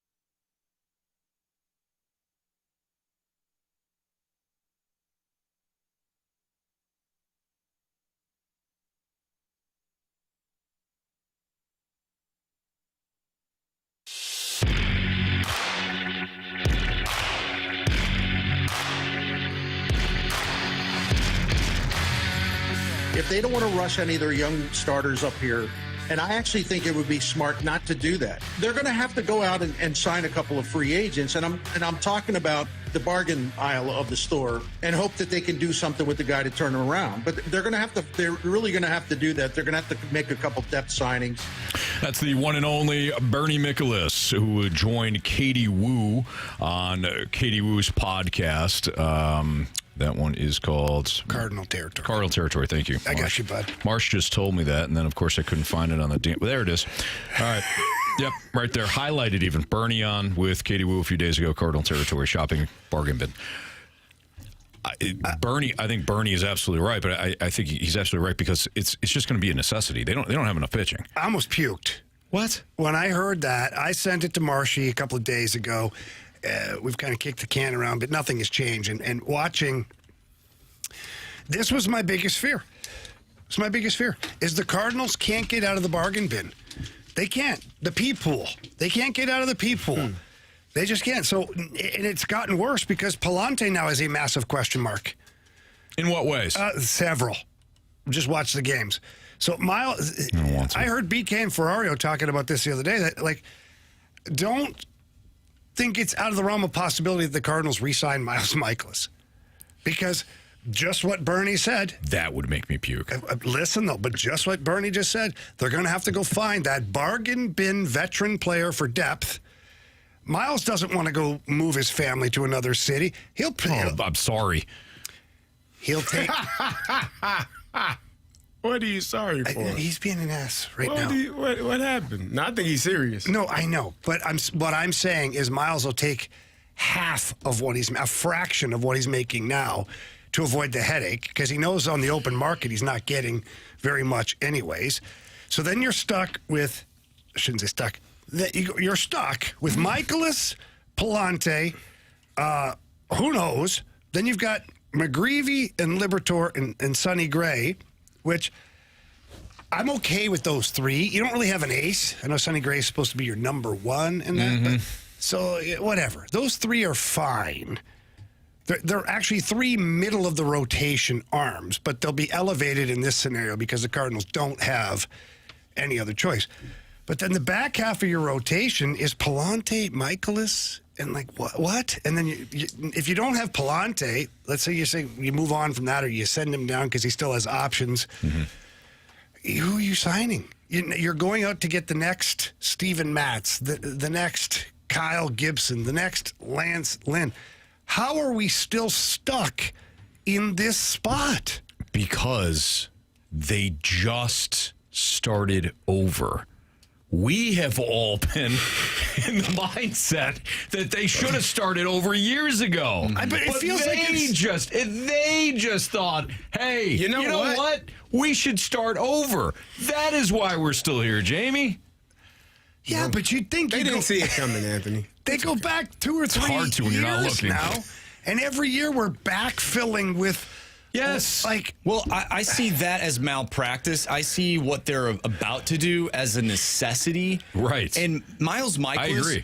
I feel like you can still shop in the bargain bin, but try and find guys with some upside. You always bring up dudes that could potentially revitalize their career. Yes. Find those guys. Miles Michaelis is not one of those guys. I'm sorry. I really am. I'm about to be a turd, okay? That's okay. Just now?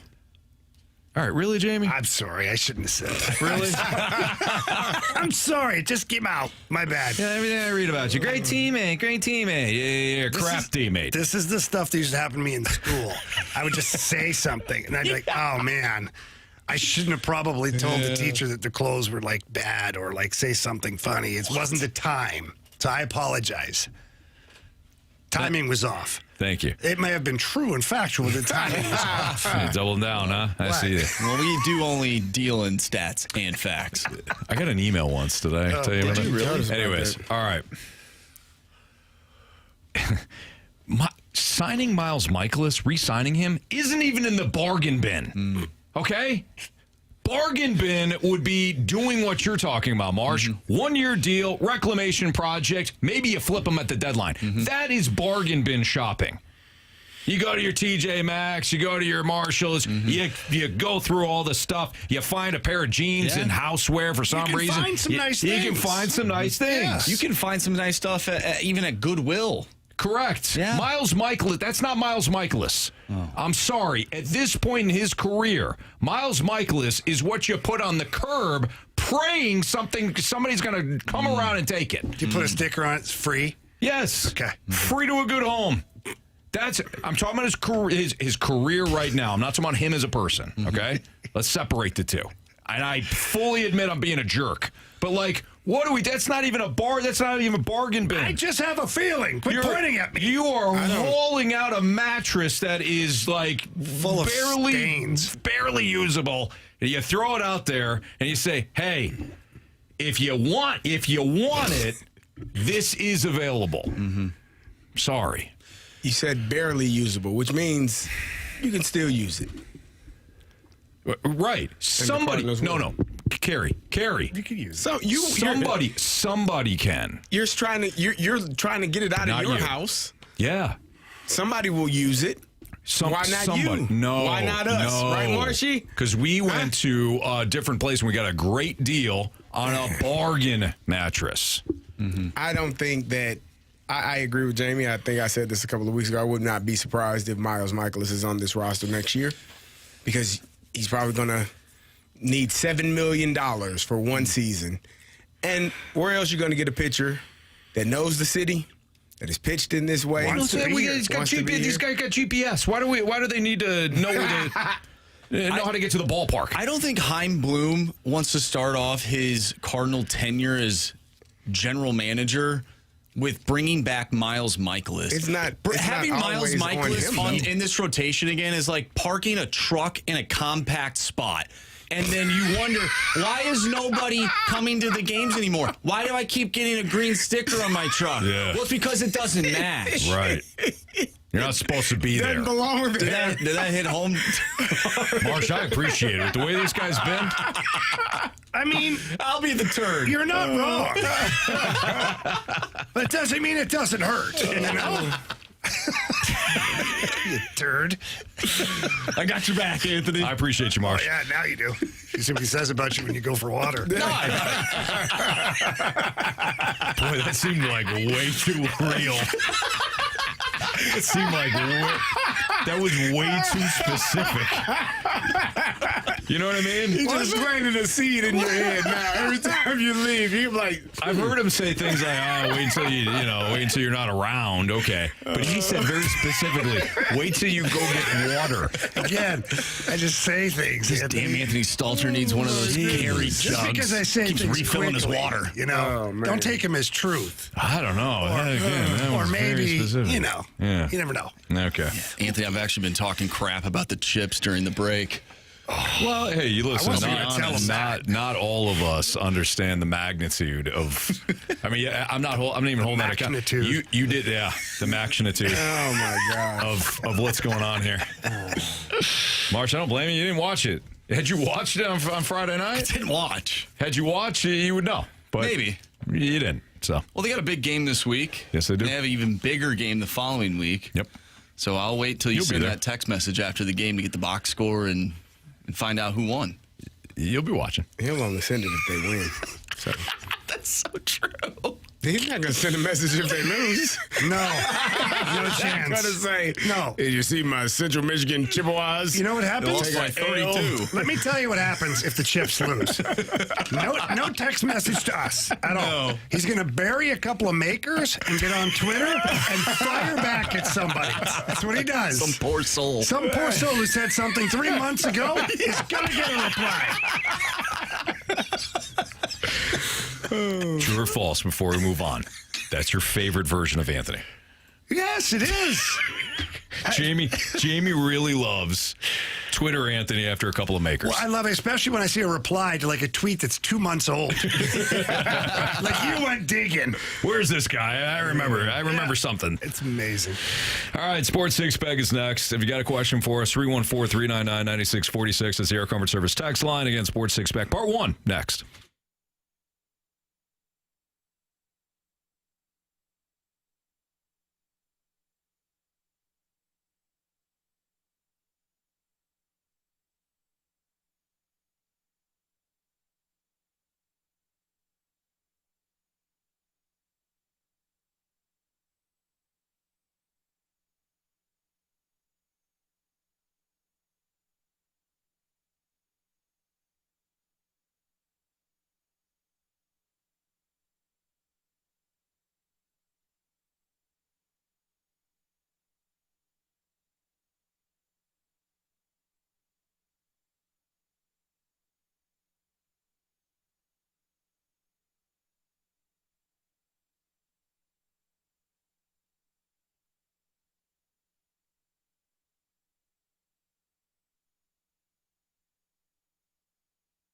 Boy, oh boy, selling your house can be very stressful indeed. Maybe it's been a long time since you've sold your home.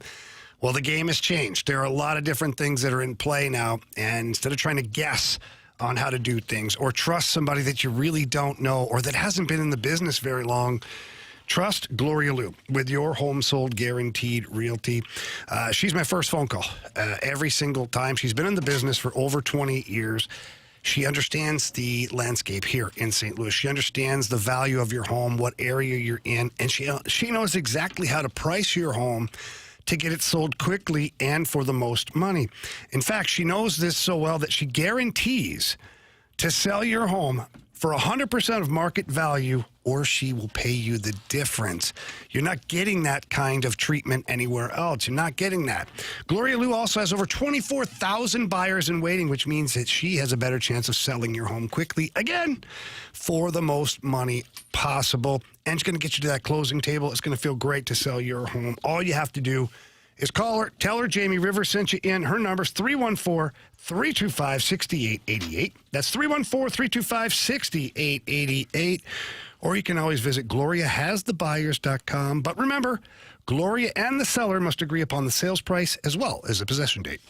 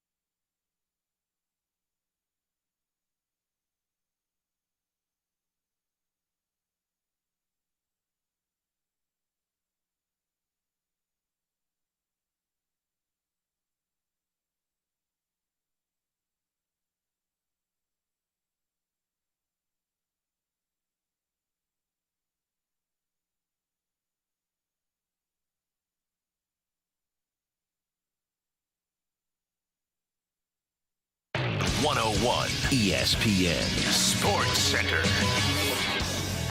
I'm Andrew Marsh. It's time for a Sports Center update driven by Johnny Londoff Chevrolet and Johnny Londoff Autoplex. The Cardinals defeat the Athletics last night by a final score of 5-1. They will be off tonight, but we have the NFL kicking off tonight with the Eagles and Cowboys, so everybody can tune into that, and you can listen to that game right here on 101 ESPN. Pregame starts at 6. Kickoff is at 7:20. We have our Sports Six-Pack coming up next, so get your questions into the Air Comfort Service text line, 314-399-9646. Part 1 of our Six-Pack is next. I'm Andrew Marsh, and the Sports Center update is driven by Johnny Londoff Chevrolet and Johnny Londoff Autoplex. See them at londoff.com. Chevy, together we drive. Are you kidding me?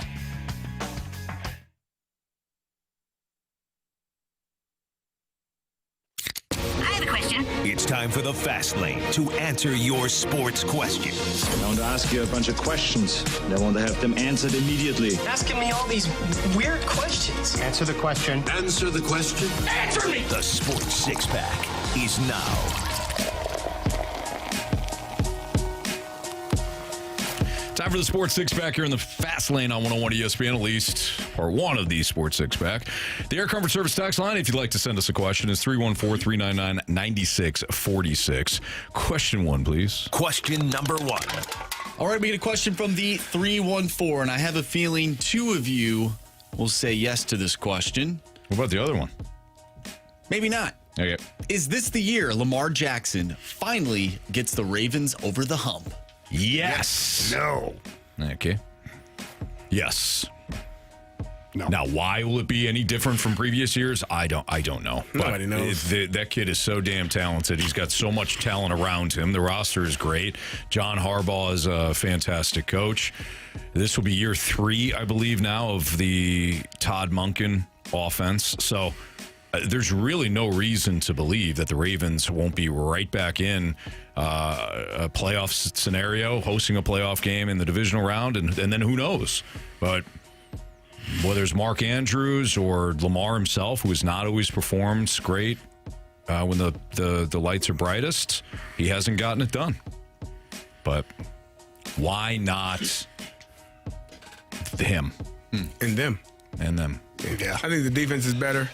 Second year coordinator Zach Orr, I think he started off the season slow last year, and they weren't good defensively, and then they got immensely better as the season went on.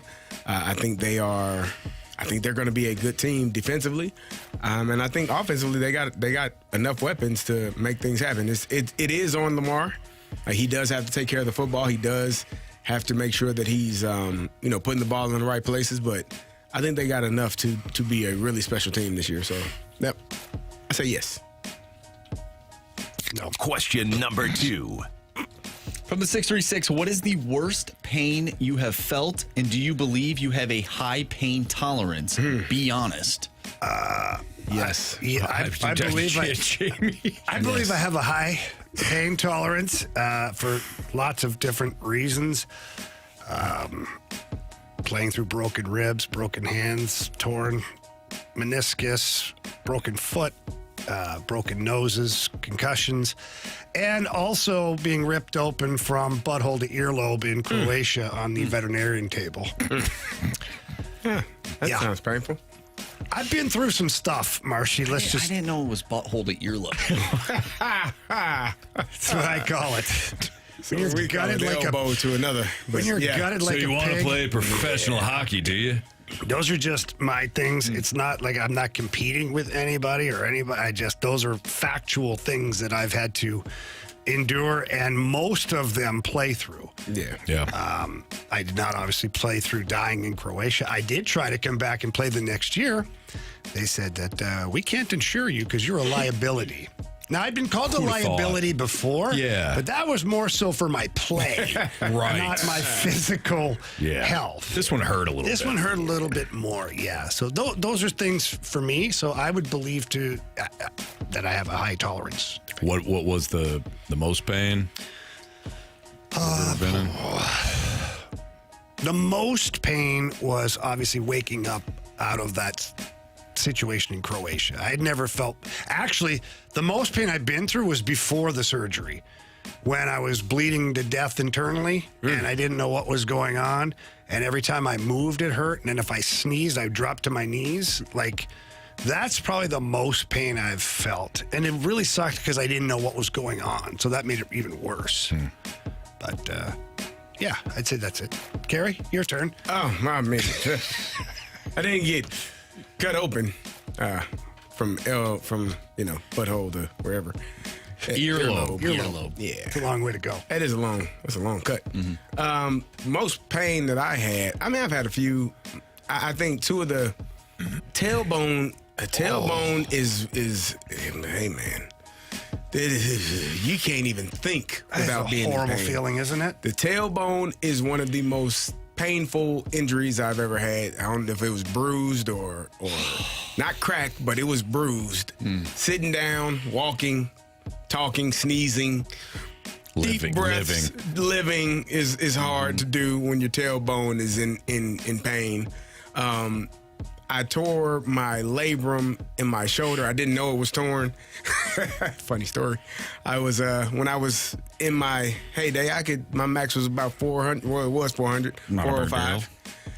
I got under the bar, which is a 45-pound bar, and someone helped me get it off the rack, and it just crashed down on one side. I could not lift up. I couldn't hold up the other side of half of 45.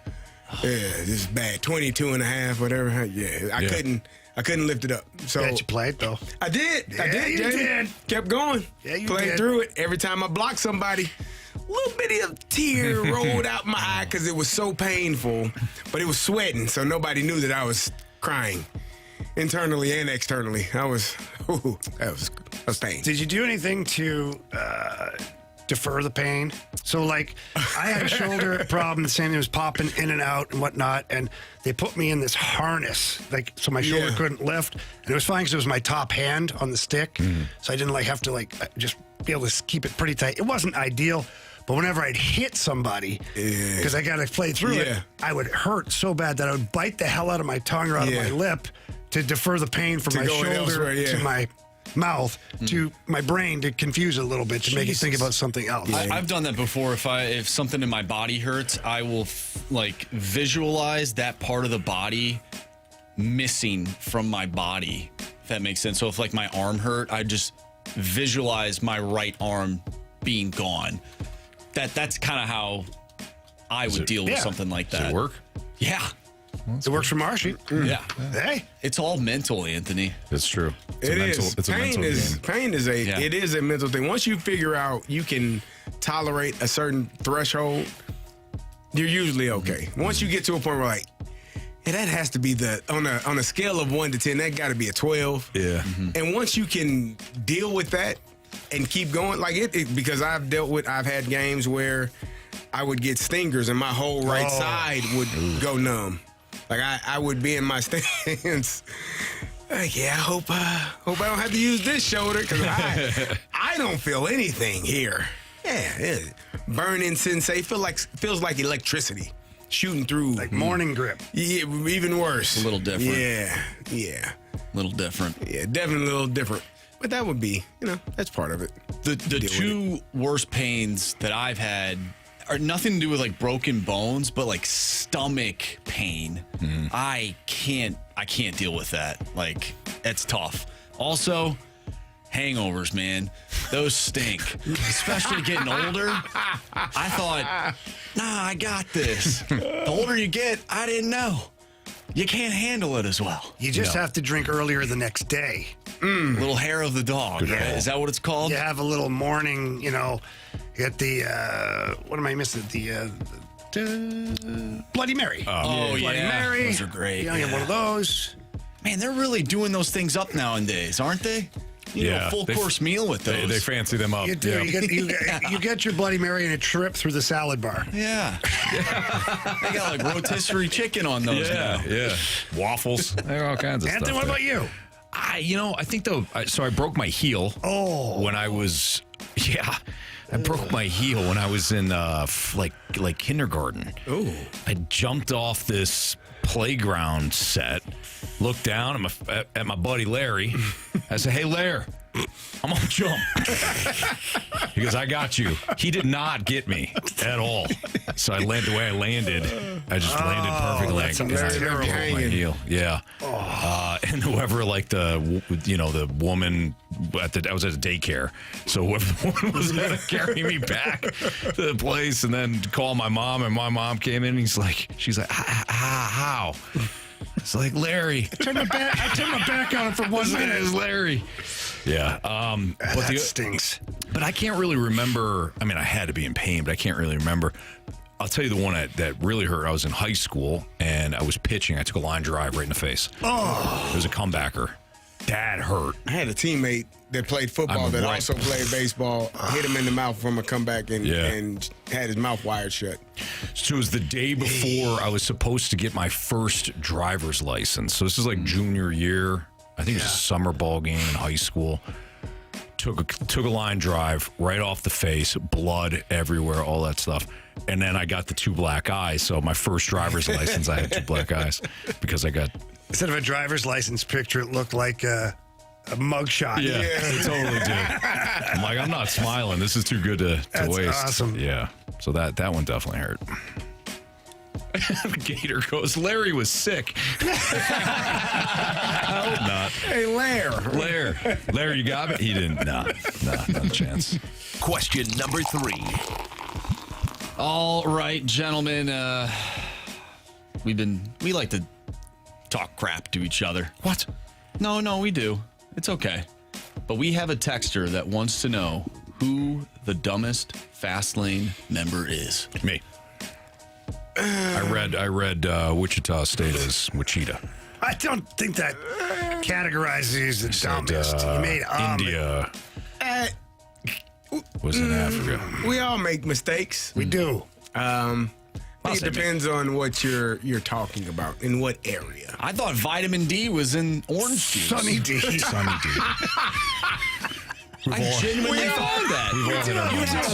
You had a spelling error. I thought that vitamin D was in orange juice. You know what, Marsh? Anybody could have made that mistake. Anyone. So, yeah, that anyone was me. I'll go with me on this one. Marsh maybe second, but a far second. Well, here's the thing. Well, here's another thing. If we're being honest, Jamie and I probably aren't in the running because when there was a tornado about to tear the roof off this damn place, we actually left. And if you want to... That's true. While Marsh and I's huevos rancheros are certainly bigger than yours, it's not the smartest. It wasn't the smartest thing to stare down that tornado. So, it's a good point, Carey. Yeah. It's a good point. And, although I am a moron and a complete fool at times, don't consider myself to be unintelligent. No, not one bit. Now, there's street smarts and then there's like book smart. Very true. Which one really gets you farther in life? Street smart. Street for smart. sure. Common sense. Common sense. For sure. Yeah. I prove it to you. Because I can't, you guys know me with technology. Hey, happening. Computer. People I know that, boy, can they do the computer thing, but they're making $12 a week, you know? I'm like, no. Yeah. All right, that was good. All right, we ended on a high note. Sports Six Pack. Sports Six Pack Part 2 is next. 314-399-9646. Keep those questions coming in.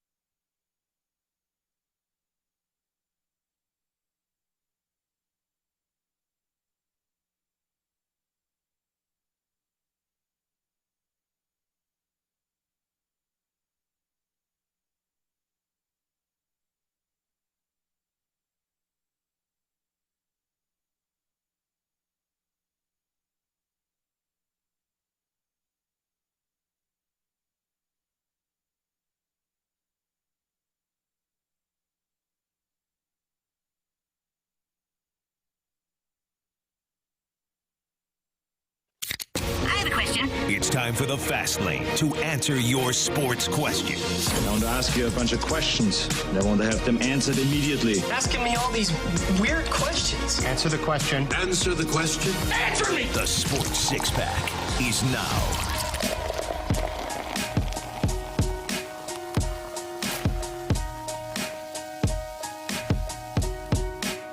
Fastlane on 101 ESPN. All right, Marsh, part 2 of the Sports Six Pack. What do you got? Question number 4. All right, we get a question from the 636. Who would you consider the least successful first overall draft pick of any sport? Wow. What was Oden? Was he a first overall? Greg Oden? Yeah. Yeah. I would say he's on my leaderboard right one's there. Bad. Jamarcus Russell. It has to be, well, yeah. Injuries for Oden didn't allow him to play. If we eliminate injuries, okay, and just say you don't like my answer. It's fine. No. Because I think injuries. He's just talking about guys that didn't pan out be. Yeah, just didn't. Yeah. I mean, Jamarcus Russell is always. I'm trying to think of on like the list. NHL players, but like that's tougher. I feel like it's tough. Like everybody always talks about Alexander Daigle, but Alexander Daigle still had 60 points his rookie year. Yeah. Like, come on a terrible Ottawa Senators team. I think Laferriere in the Rangers he was first overall, wasn't he, Marshy? Who did you just say? Alex Laferriere there? Lafreniere? Lafreniere. Yeah, but he but he's found his game in the last couple of years. Yeah, he was pretty, I wouldn't say pivotal, but when the Rangers went to the Eastern Conference Final a couple years ago, like he had some moments. Yeah. You know, probably not what you would want out of a first overall pick, but at least he's still playing. Shane Wright. He hasn't really emerged yet for the Kraken. Anthony Bennett. Anthony Bennett? Mm-hmm. I haven't even heard of him. There you go. Michael Bennett's brother? Oh. Anthony Bennett. Who's first that? overall. Exactly. First overall pick for the Cleveland Cavaliers in 2013. Good. I have no idea who that is. Yeah, I know. Wow. Okay. There you go. CD wins. Hang on. Wait, definitely wins if the guy. What pick was Tony Mandrich? He was like number 1. 7 or something.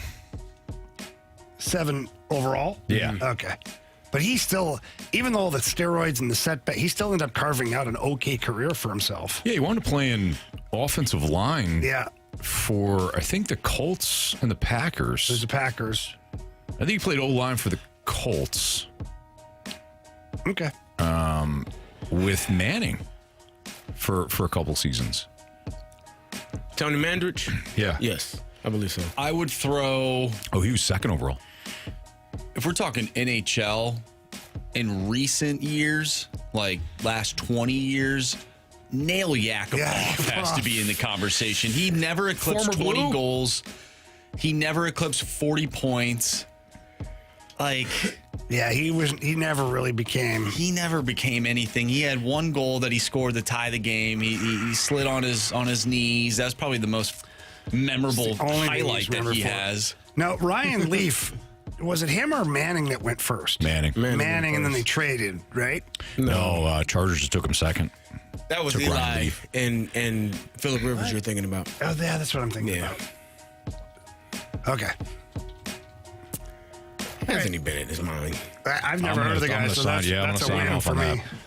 Yeah. I don't even know who the guy is. Played 4 years. Is that Tony Bennett's brother? Maybe.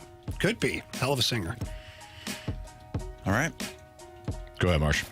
Question number 5. Ooh, I like this one. From the 314, what sports story do you think would make a great movie? What sports story would make a great movie? Well, you got to think of like life-changing events, like Damar Hamlin. That could be a sports movie. Like he's not an all-star player or things like that, but still he had that episode on the field, worked his way back.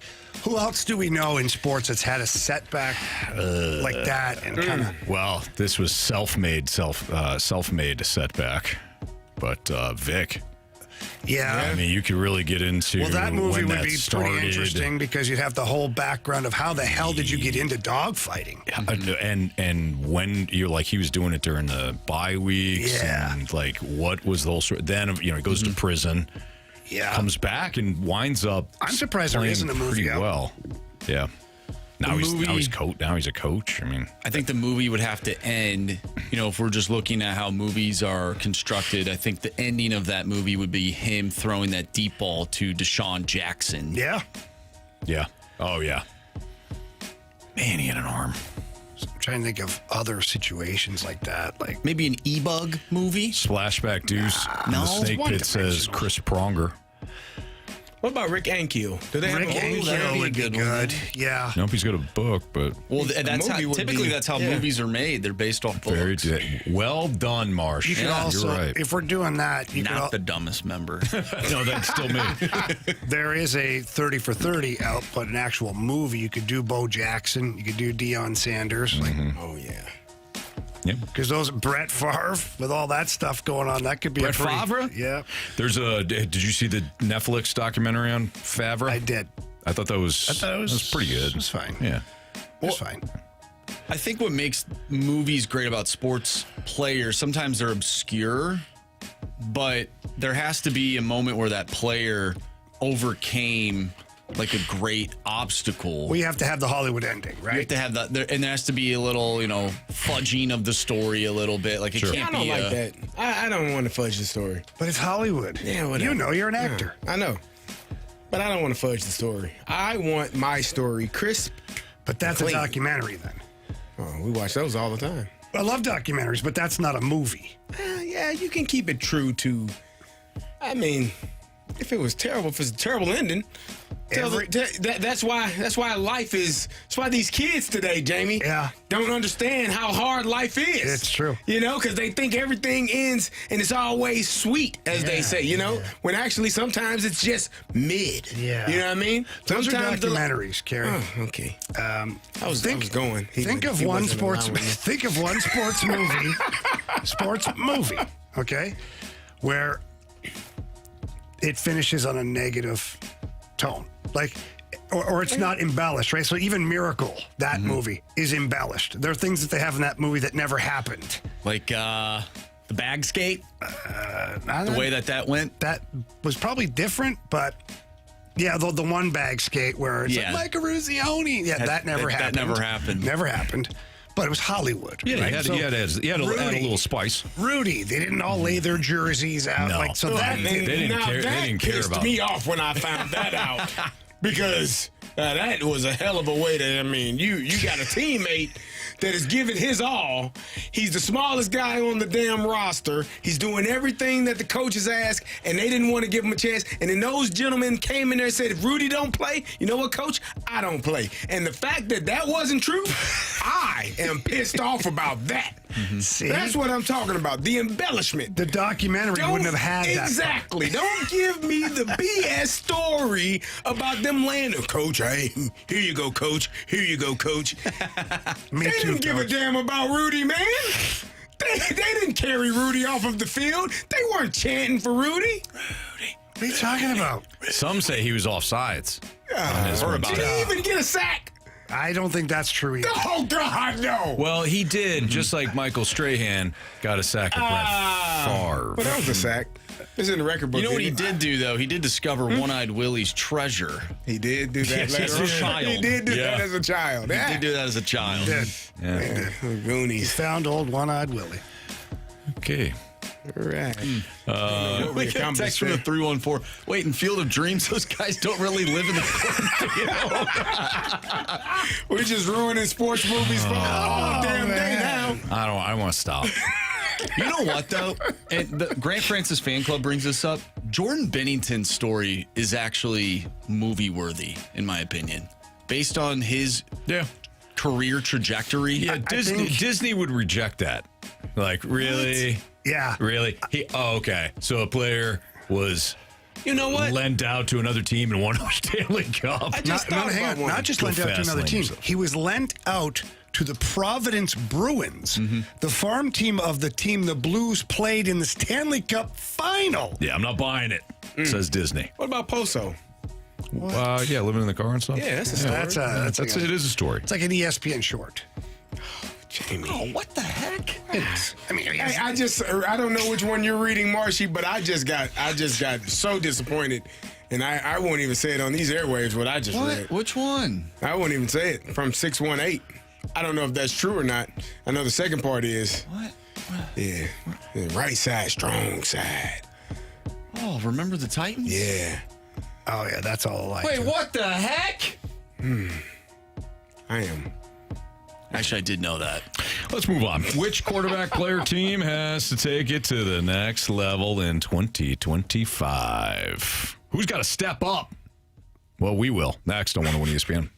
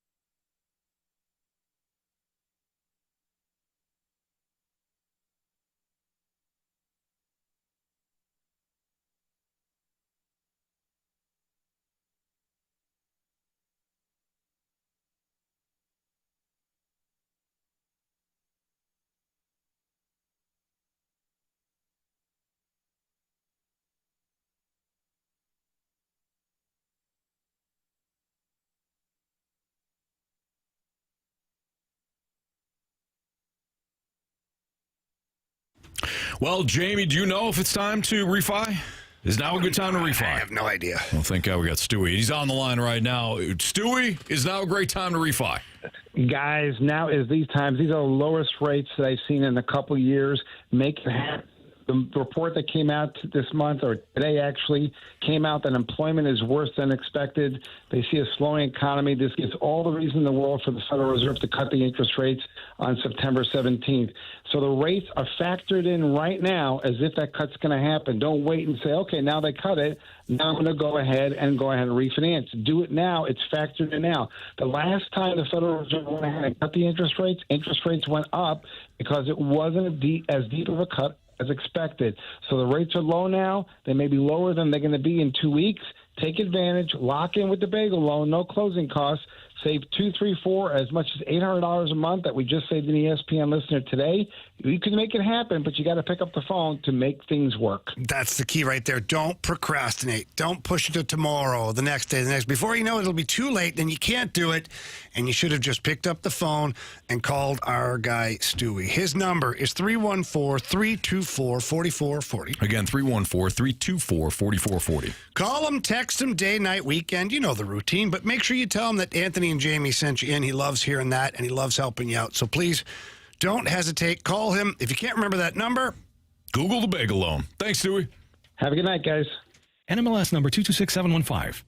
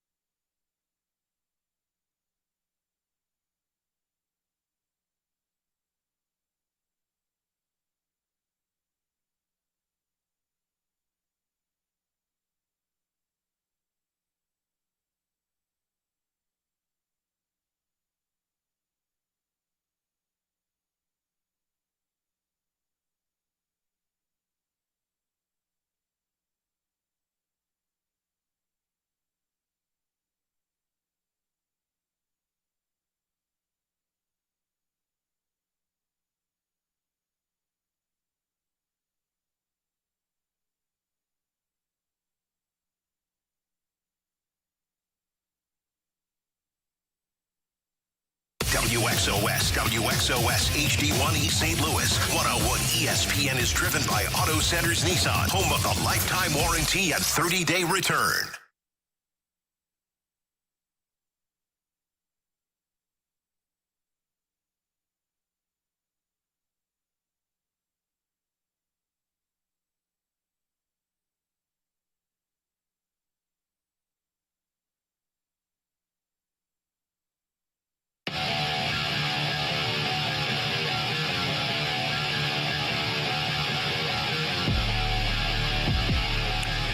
Which quarterback, player, or team has to take it to the next level in 2025 with the NFL kickoff tonight here on 101 ESPN? 510, your time check brought to you by Clarkson Jewelers, an officially licensed Rolex jeweler.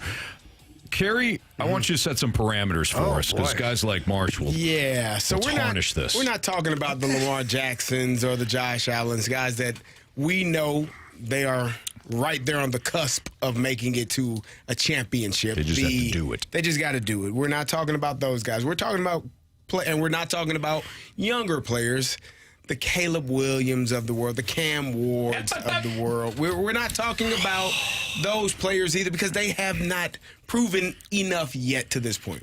We don't know what we they don't are. know what they are. So I am and I am speaking of players that come to mind are Justin Herbert, Trevor Lawrence. Who else am I thinking about? Maybe a Justin Fields because we've seen him. We've seen you. We've seen enough of you. But who are you, really? How about this? Who needs to change our minds? Like Justin Fields, right? Can Justin Fields change our minds? Because I'm looking at all your faces right now, and each and every one of them, same look when it comes to Justin Fields. It's And it doesn't have to be just a player. It could be a coach. It could be a guy like Mike McDaniel. It could be a damn team. It could be a team. So who? All right. So if you're going to choose one, Carey, since this is your birth child here, I'm going Trevor you go Lawrence. first. Trevor Lawrence, we were a couple of people in this room. I don't know why. Picked the Jaguars to win the division this year. If they do, then maybe you have changed our minds in terms of what I view the Jacksonville Jaguars and Trevor Lawrence. Highly touted draft pick coming out of Clemson. Everyone thought he was the next coming. He was supposed to be the next Peyton Manning. That's what he was his freshman year. And from that point on, it just seems as though it hasn't shifted that much in terms of the perception of him and how talented he was supposed to be versus what we actually see on a week-to-week basis. So for me, Trevor Lawrence is one of those players that he's gotten paid. He's in his fourth or fifth year. He's been around for a while. He knows it's a new offense. Now, he has had a few coordinators, a few head coaches. He's done this a few times. But it's about time for him to put up or shut up. He's got to show that he's capable of running that offense and, as these two suggested, winning the division. I don't know. I'm picking on you. Yeah, no, I know. Jamie, would you like to go? Or do you want Marcia to take over? I'm ready if Jamie. Yeah. This is a guy that I have been very critical of. What? But I think that with the team that they've assembled now and where they're at, that this could be a moment for this player. I'm going to say Kyler Murray. I like that one. I think that that's good. He's a player that got to prove that he can take it to the next level now. Like, he's not just alone on an island on a crappy team. The team that's been built around him is pretty solid now. And so let's see what you got. Okay, I like that one. My pick would be a team, and it would be the Miami Dolphins. None of us have the Miami Dolphins making the playoffs this year. And if that is the case, Mike McDaniel will be fired. I think the expectations there are to be a playoff team each and every year based on the personnel that they have. But for whatever reason, they can't put it together. I do not take that team serious at all. So whether it's Tua, whether it's Jalen Waddle, Tyreek, Devon Achane, now you have Ollie Gordon there. But Mike McDaniel needs to figure it out, and he needs to figure it out fast if he wants to keep his job. Otherwise, I think they go in a different direction. Now, the question I have is, why can't Caleb Williams be a part of this conversation, being a number one overall draft pick? He's only in his second year. He's basically a rookie. A rookie again. Like no coaching. He had zero. Honestly, the numbers he put up were actually pretty good considering his head coach left him alone to train. So I understand your point, Marsh, because what you're thinking, correct me if I'm wrong, is, well, he's got Ben Johnson. He has Ben Johnson. He's got 987 receivers. Mm-hmm. And he has an offensive line now. They signed, kind of, and they signed and we'll see. They signed and traded for a bunch of guys in the offseason. Mm-hmm. They were the most active this offseason. They won the offseason. So what is your excuse, Caleb Williams? Why can't I never get his damn name right? I either call him Caleb Love, Caleb Johnson, Calvin Johnson. Disrespectful. Caleb Williams. Well, you know what? Actually, to Marsh's point, do something. I'll call you right name. No, I'm kidding. Go ahead. But I just don't think that Caleb Williams at this point is in that category, despite the fact that I think football fans are like, hey, do something right now. No excuses. Well, he's got plenty of excuses. I don't know if he knows Ben Johnson's system yet. Mm-hmm. Does he feel comfortable in that system? How long does it take? Well, and Ben Johnson, too, I was listening to some audio. I almost threw it on the sheet, but I was like, I don't know what direction to go with this. But Ben Johnson in his press conference said that, basically how today and tomorrow go at practice will dictate how he starts the game from a calling standpoint for their first game on Sunday. Mm-hmm. And then how the first quarter goes will lead to how the second quarter is called, the second half. Like, if Caleb Williams is able to perform the things that he needs to, then they'll expand it. If not, they're going to shrink it, basically. That's interesting. Meanwhile, J.J. McCarthy knows everything about Dennis Allen, maybe even his social security number. But he knows everything. He has everything color-coded. I'm excited for Monday night. Wow. Anthony, who you got? Well, I might surprise you. I'm going to choose Justin Herbert. Oof, I almost fell out of my chair. I'll tell you why. Not J Herb. If I'm being Oh, Herbie? Come on, Herb. Go ahead, Herbie. Sorry. If I'm being fair, I was always the guy that criticized people for letting Aaron Rodgers off the hook.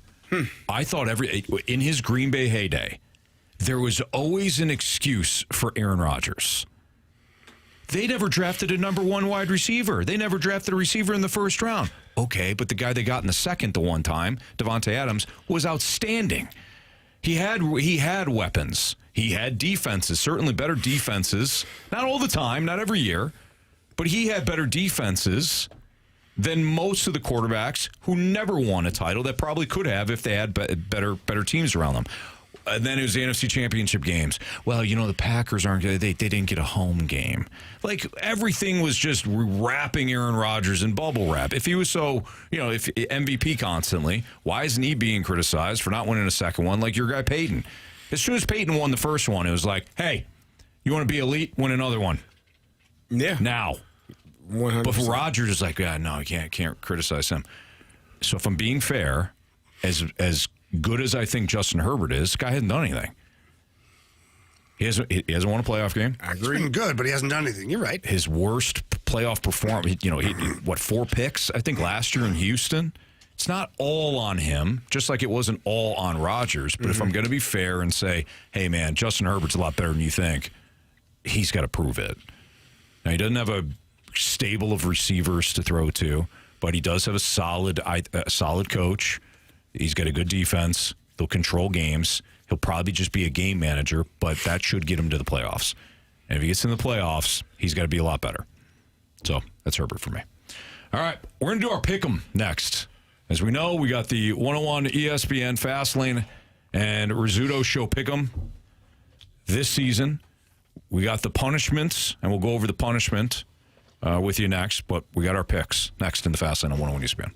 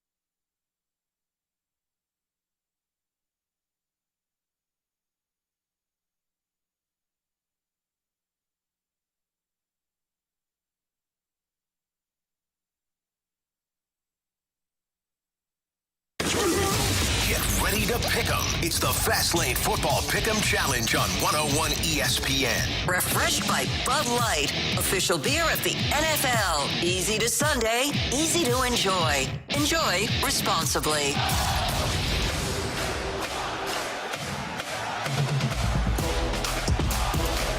So our guy Jamie Rivers went on the Rizzuto show a couple of days ago and agreed to terms for our Fastlane and Rizzuto show punishment for the Pick'em Challenge. Jamie, what was decided? Well, we decided, they had suggested that all ties would go to the Rizzuto show. I told them to go chase themselves. Yeah, no. I basically was disgusted with the proposal. That's crazy. Anyways. They should be embarrassed. So that one got thrown out. But the punishments will be that their losing team will perform the NFL Combine drills, while the winning team will pick outfits for them to wear or costumes or whatever they want to do said exercises. And the losing team will have to do both radio shows in the same day on a different day and serve the winning team lunch in the conference room. Nice. And on the same day? Same day. So, I mean, we do the show and we have to serve them lunch if we lose? We're not losing, Carey. I don't like. Let's start over. Okay, let me rephrase that. I apologize. Yeah. So they have to do their show. Yes. And then they serve us, because if we don't have to work that day, I don't want to be here. So I want to make sure that. But yeah, you got to show up for your lunch so we can. That's why I'm rub it asking. in their face. Is it that day? Okay, I was just making sure. Yeah. If we get a day off, we only have a day off. We just have to show up for lunch. All right. That's cool. it. And then we just leave our garbage, and they'll have to throw it all away. And then they have to come do our show. And then they got to come and do our. They come in our studio and do our show. They'll do our show for 4 hours. They'll talk sports. Mm-hmm. They usually talk sports awesome. for about 3 minutes. That's awesome. On the Rizzuto show. So. Yeah. I mean, yeah. And the Combine. Yeah. The Combine, yeah. So we get to pick the outfits. So we will. There you go. So let's get this done, Wait guys. to see Riz run the 40 in hockey skates. It's going to be fun. His son's hockey skates. Yeah. All right, boys. Well, as we know, week one starts tonight in Philadelphia. We got the game for you right here on 101 ESPN. Did everybody select the Eagles? Yes. Yes. All right, what about Friday night? Chiefs and Chargers. I went with the Chiefs. Well, it's tough to turn your back on the home team for this one. But it is in Brazil, so I'm going to go with the Chiefs. Yeah, I went with the Chiefs as well. Chiefs. Buccaneers, Falcons in Atlanta. I went Bucks. As did I. Yeah. I went with Falcons. I went the Buccaneers. Bengals, Browns, Bengals. I'll say aye. I thought about taking the Colts, but ultimately I can't back Daniel Jones at all. I'm sorry. In Dolphins? To Daniel Jones. I'd go with the Dolphins. I also went Dolphins. I do not think the Dolphins are going to have a good year. I think they're going to fall apart. I think Mike McDaniel gets fired, to your earlier comments, Marsh. I do think they'll beat Indy. But come on. I went the Dolphins as well. Panthers or Jaguars? Oh, we're bouncing here. Went Jags. Yes. Division winners. Mm-hmm. Jacksonville, baby. Duval. Carolina, I think, is going to be better than they were a year ago, but I still question that defense. Raiders, Patriots. I just backed the home team on this one. Mike Vrabel's debut. I got the Pats. I got the Pats. I went with the Raiders. Did you? Ooh. I did. Okay, I like it. I also went with New England. Cardinals, Saints. I think the Saints wind up having the number one overall pick in April. Cardinals, I'll say aye. Aye. I went with the Steelers. Yes. Carey Steelers over the New York Football Jets. Likewise. Okay. I went with the Commanders over the Giants. Same deal. Broncos over the Titans. Yep. Yes. Okay. 49ers, Seahawks. I got 49ers win the division. I got the Seahawks being a playoff team. Ultimately, though, I think San Francisco goes up to Seattle in week one and wins. And a close one. 23-20. I don't know about the score, but I do agree that the Niners win. I just feel like every NFC West game is 23-20. Okay. I also have San Francisco. I love Sam Darnold. Love what he did for my team last year. I don't think he has a good year. I don't. He's got a lot to prove in Seattle. He does. Well, clearly Some he does. people say the most. Mm-hmm. Yep. We all know where James is going with this one. Lions, Packers. Oh, I went with Seattle on that game. Oh, did you? I did. Okay, sorry. Off the top rope. Yeah. Well, I mean, we're all kind of, just throw it out there. I went with Seattle. Yeah. Yes, Lions. Packers. Green Bay. Go, Pack, go. Green Bay. Texans, Rams. I went with Rams just based on the fact that I think if Stafford's healthy and going to play, I think he's going to be fine. I'm not 100% positive about it, but I went with the Rams. I also went with the Rams. As did I. I have the Rams right now, but I might flip. Oh, boy. Here we go. It's our flipper over the there. damn Stalter. What? I flipped 3 games. How'd you do that? Well, I was wrong on the 3 that I flipped. Why'd you flip them then? Oh, I'm sorry. Who was number 1 the last 2 years? Last year. I won the year before. And guys, apologies. Yeah. I finished second as I tried to manhunt you. We won. Mm-hmm. Yeah, but you're throwing me shade despite the fact that as a good teammate, I led the fast lane. Good teammate. Imagine how good you. What are you talking about? How good you could have been if you didn't flip your picks. Why do you always talk like that when it's Because that's kind of how I hear you. I'm sorry. We established earlier that if you're going to win in football, it's a team win. Yeah. It is a team win. Even if you're the greatest player ever, it doesn't matter. Yep. Does not matter. Ravens or Bills, gentlemen? Oh, Ravens. The game of the week. I got the Ravens. I went Ravens against every ounce of my body. You gonna flip? Buffalo at home, Bills Mafia. I went Ravens. What'd you do, Marsh? I went with the Bills. I'm telling you, Josh Allen, he just got married. He's going to have a good year. Sometimes it goes the other way. Not with, No, Marsh, it's a good thought.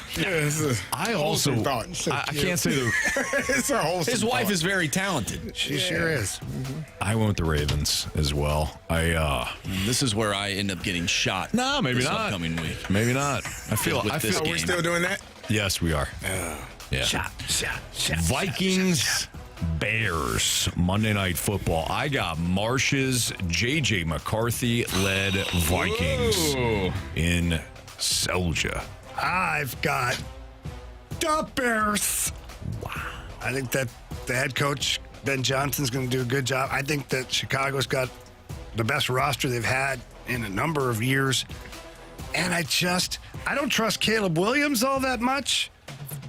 Not really at all, but at least he's had snaps in the NFL. So I'm just until I see differently, Marshy, and I know it makes you so mad. Till I see differently, I just can't back J.J. McCarthy until I see what it looks like.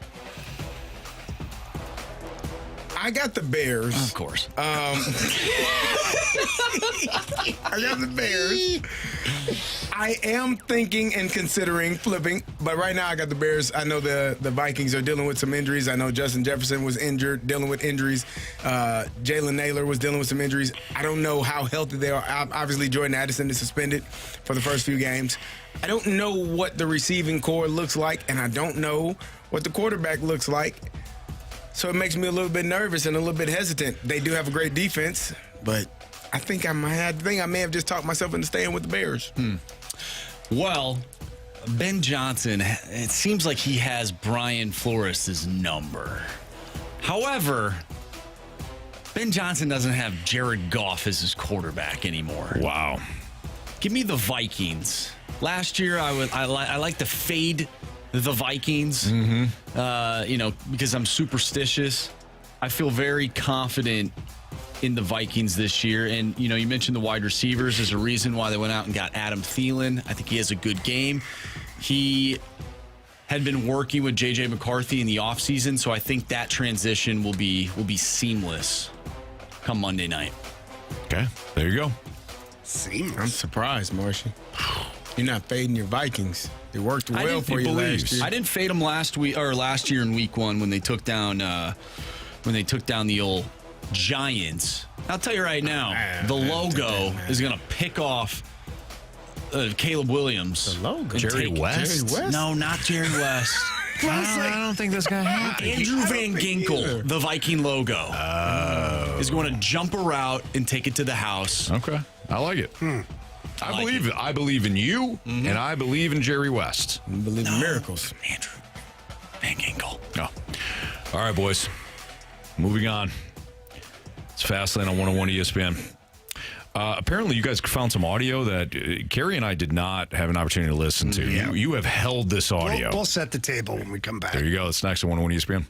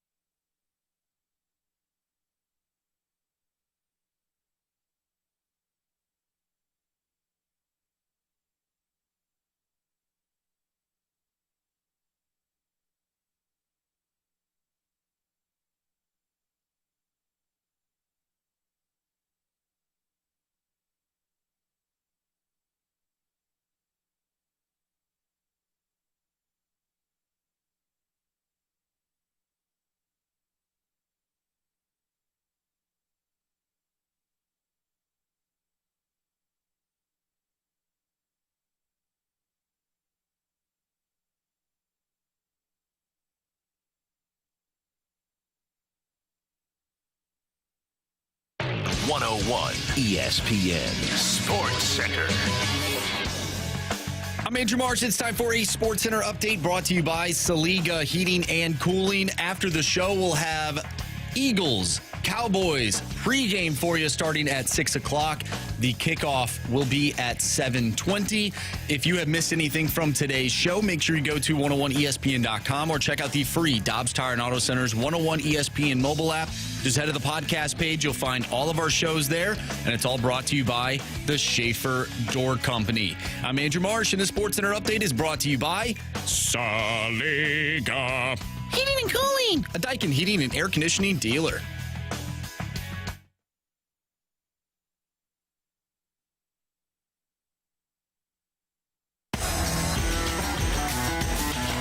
It's the Fast Lane on 101 ESPN. Andrew Marsh, Carey Davis, Jamie Rivers. I'm Anthony Stalter. Now, Jamie, you and Marsh need to set this up because Carey and I we're out of the loop.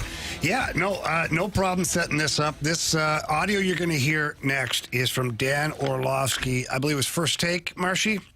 They're on the air, and he said something that literally made me go, huh? This is your guy. Yes, my guy. Yeah, you love him. I do. I think highly of his work. This is a head scratcher, and I want to get your reaction to this. So this was Dan Orlovsky on First Take. Nick Sirianni and Jalen Hurts are the modern-day Bill Belichick and Tom Brady. Just total alignment. Like, I remember Belichick and Brady constantly saying stuff and being like, there's no way you actually think that or feel that way or you operate like that. And it feels the same way. Jalen's just robotic and maniacal and very focused, not out in the public like Tom was when he was playing. And Sirianni, there's no way that he doesn't know. But he says, and you're like, maybe he didn't really know. Like, the same way Coach Belichick would say stuff when we'd be like, there's no way that you think that way. It just feels like their alignment and the way that they're so hyper-focused and blocking out the noise, it's very Belichick-Brady-like. Okay, so when I heard that, now you guys will understand my reaction. I was like the dog with the head tilt, like, Because, one, how are you comparing Jalen Hurts and Nick Sirianni to Tom Brady and Bill Belichick? Nick Sirianni's lucky he has a job. They were trying to run him out of town 2 years ago. The fans hated him. He fights the fans half the time. He fights the fans. He's in Philly. They're cool with it. When Bill did it, it was different. Like, Bill's acting snarky with the media is snarky, and Bill Belichick not clueless sometimes like Sirianni has been in some of the things he said. And something like, and I'm not disrespecting Jalen Hurts. I'm not. But if that question was asked to me, who is the modern day Tom Brady, Bill Belichick? My first answer would be Mahomes and Andy Reid. Well, it's because it's the only answer, and well said. So what are you guys, your first thoughts when you hear that? My first thoughts, guys, was that while we're not supposed to drink on air, some might. I don't think Dan drinks on air. I don't think he drinks at all. Maybe he should start. Was he sick? I don't know. Not like Blue Heron sick. I mean, like he's sick and he had a bunch of cough syrup medicine. CD likes it. Look at him. Oh, come on. Oh, my goodness. Carey. Hear me out. Come on, Carey. Hear me out. He says. Hear me out. I can. Do I agree? No, because I do think that's Andy Reid and Patrick Mahomes. But I can see a world where you feel like Jalen Hurts and Nick Sirianni could potentially have a relationship, a marriage where they are going to have a lot of success over the next 4 to 5 years. They already have won a championship. They've been to 2, won 1. I think most of us believe that the Eagles will be in the Super Bowl again this year. That will be 3 out of 4 years, Jamie, other than Jamie. 3 out of 4 years where they've been in the Super Bowl. Who's to say that this is not, and Jalen Hurts is not making he's not the highest paid quarterback, which means it gives you some cap room to work other contracts and allow yourself to have, wiggle room to sign some players. The Eagles were literally one of the teams that were trying to get Micah Parsons, but the Dallas Cowboys said, go fast lane yourself. We're not trading him inside the division. But the fact that they're not paying Jalen Hurts $60 million a year, he's getting paid very well. But the fact that they're not paying him at the top of the market for quarterbacks, it does alleviate some of those cap issues and allows you to be able to even be in the conversation for Micah Parsons. Obviously, they had cap room to go get him and were willing to give up some draft picks. I'm not saying Dan is right. I just ain't saying he crazy.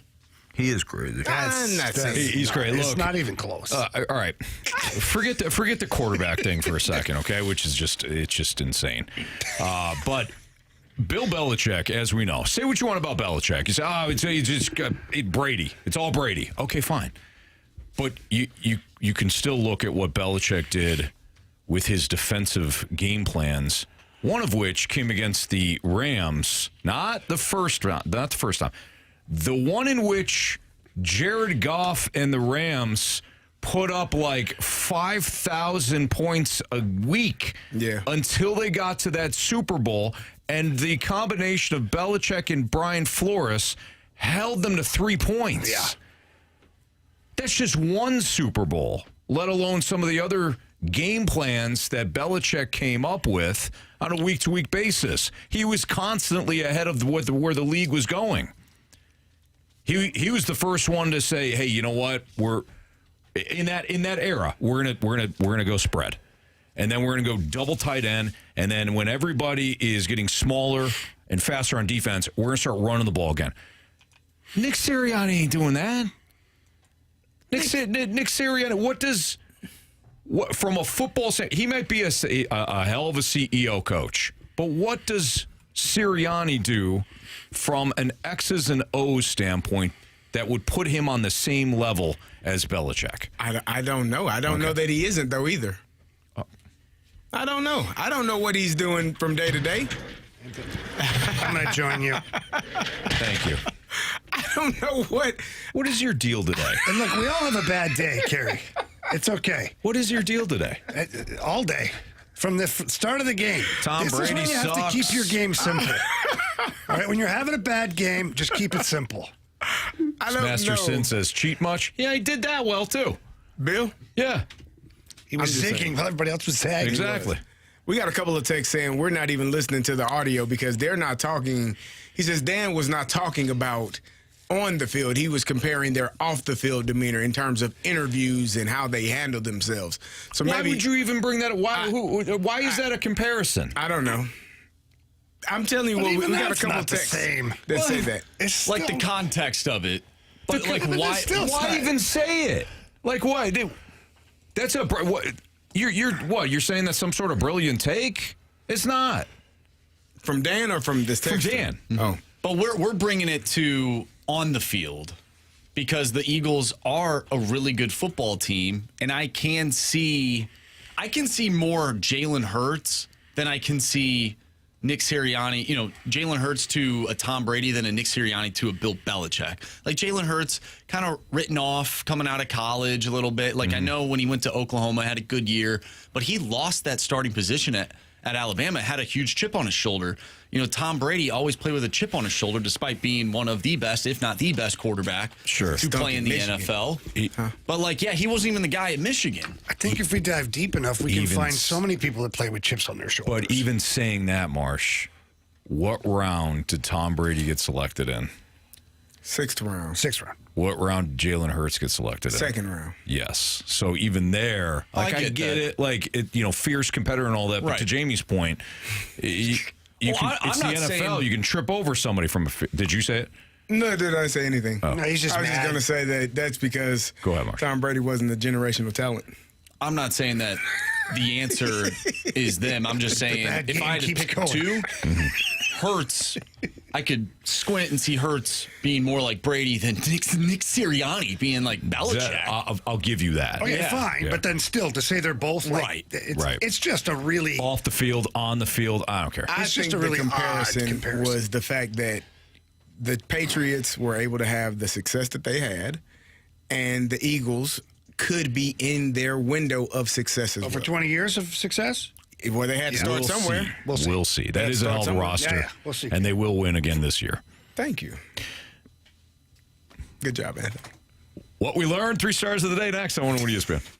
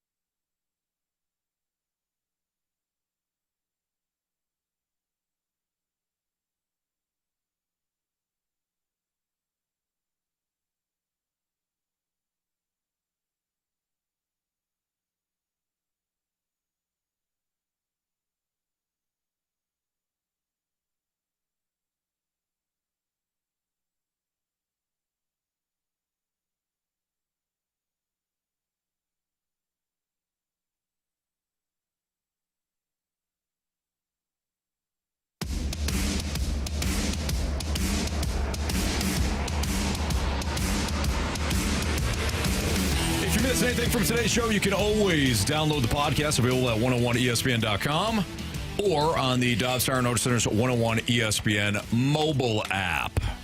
Podcast, of course, brought to you by Schaefer Door Company. Marsh, 3 stars, go. It's time for the Fast Lane's 3 stars of the day. Presented by Circus Sports Illinois. Sports betting the way it should be. 3rd star of the day goes out to the Elon Musketeers, the Lewis College football team. Nice. Yeah. 2nd star of the day goes out to Giff Smith. Yeah. Always got to give him a star when he is named on the show. And, of course, our 1st star of the day goes out to Larry. Larry. I don't know why he got a star when he's lied straight to my face. Hey, you can join TMA at the return of the Lemmings Open Friday, October 3rd at Oak Valley Golf Course and Resort, brought to you by Michelob Ultra. Get your foursome together to join Tim, Martin, Doug, and Jackson for a day out on the course, which includes breakfast from Donut Drive-In, lunch from Lion's Choice, an after party with food from Small Sliders, all your Michelob Ultra beer and seltzers. Registration opens this Friday, so tomorrow morning at 8 a.m. with a portion of the proceeds benefiting Birdies for Bipolar. Find out all the Lemmings information now at 101ESPN.com. While you're at it, this year's Blues and Brews is only a couple of weeks away, coming on Friday, September 19th at the Anheuser-Busch Brewery. Get fired up for the Blues season at this outdoor street party. Features live music from Grammy-nominated trio, the band Perry. Plus appearances by Blues players and alumni, food trucks, on-stage festivities hosted by 101 ESPN's Chris Kerber and Joey Vitale, and more. Tickets are on sale for Blues and Brews, presented by Bud Light, 101 ESPN, 92.3 WIL, and Scott Lee Heating Company. Find out all the details at 101ESPN.com. We have Eagles, Cowboys. Yes. Pregame starting at 6 o'clock, kickoff at 7:20. Week 1 of the NFL season is here.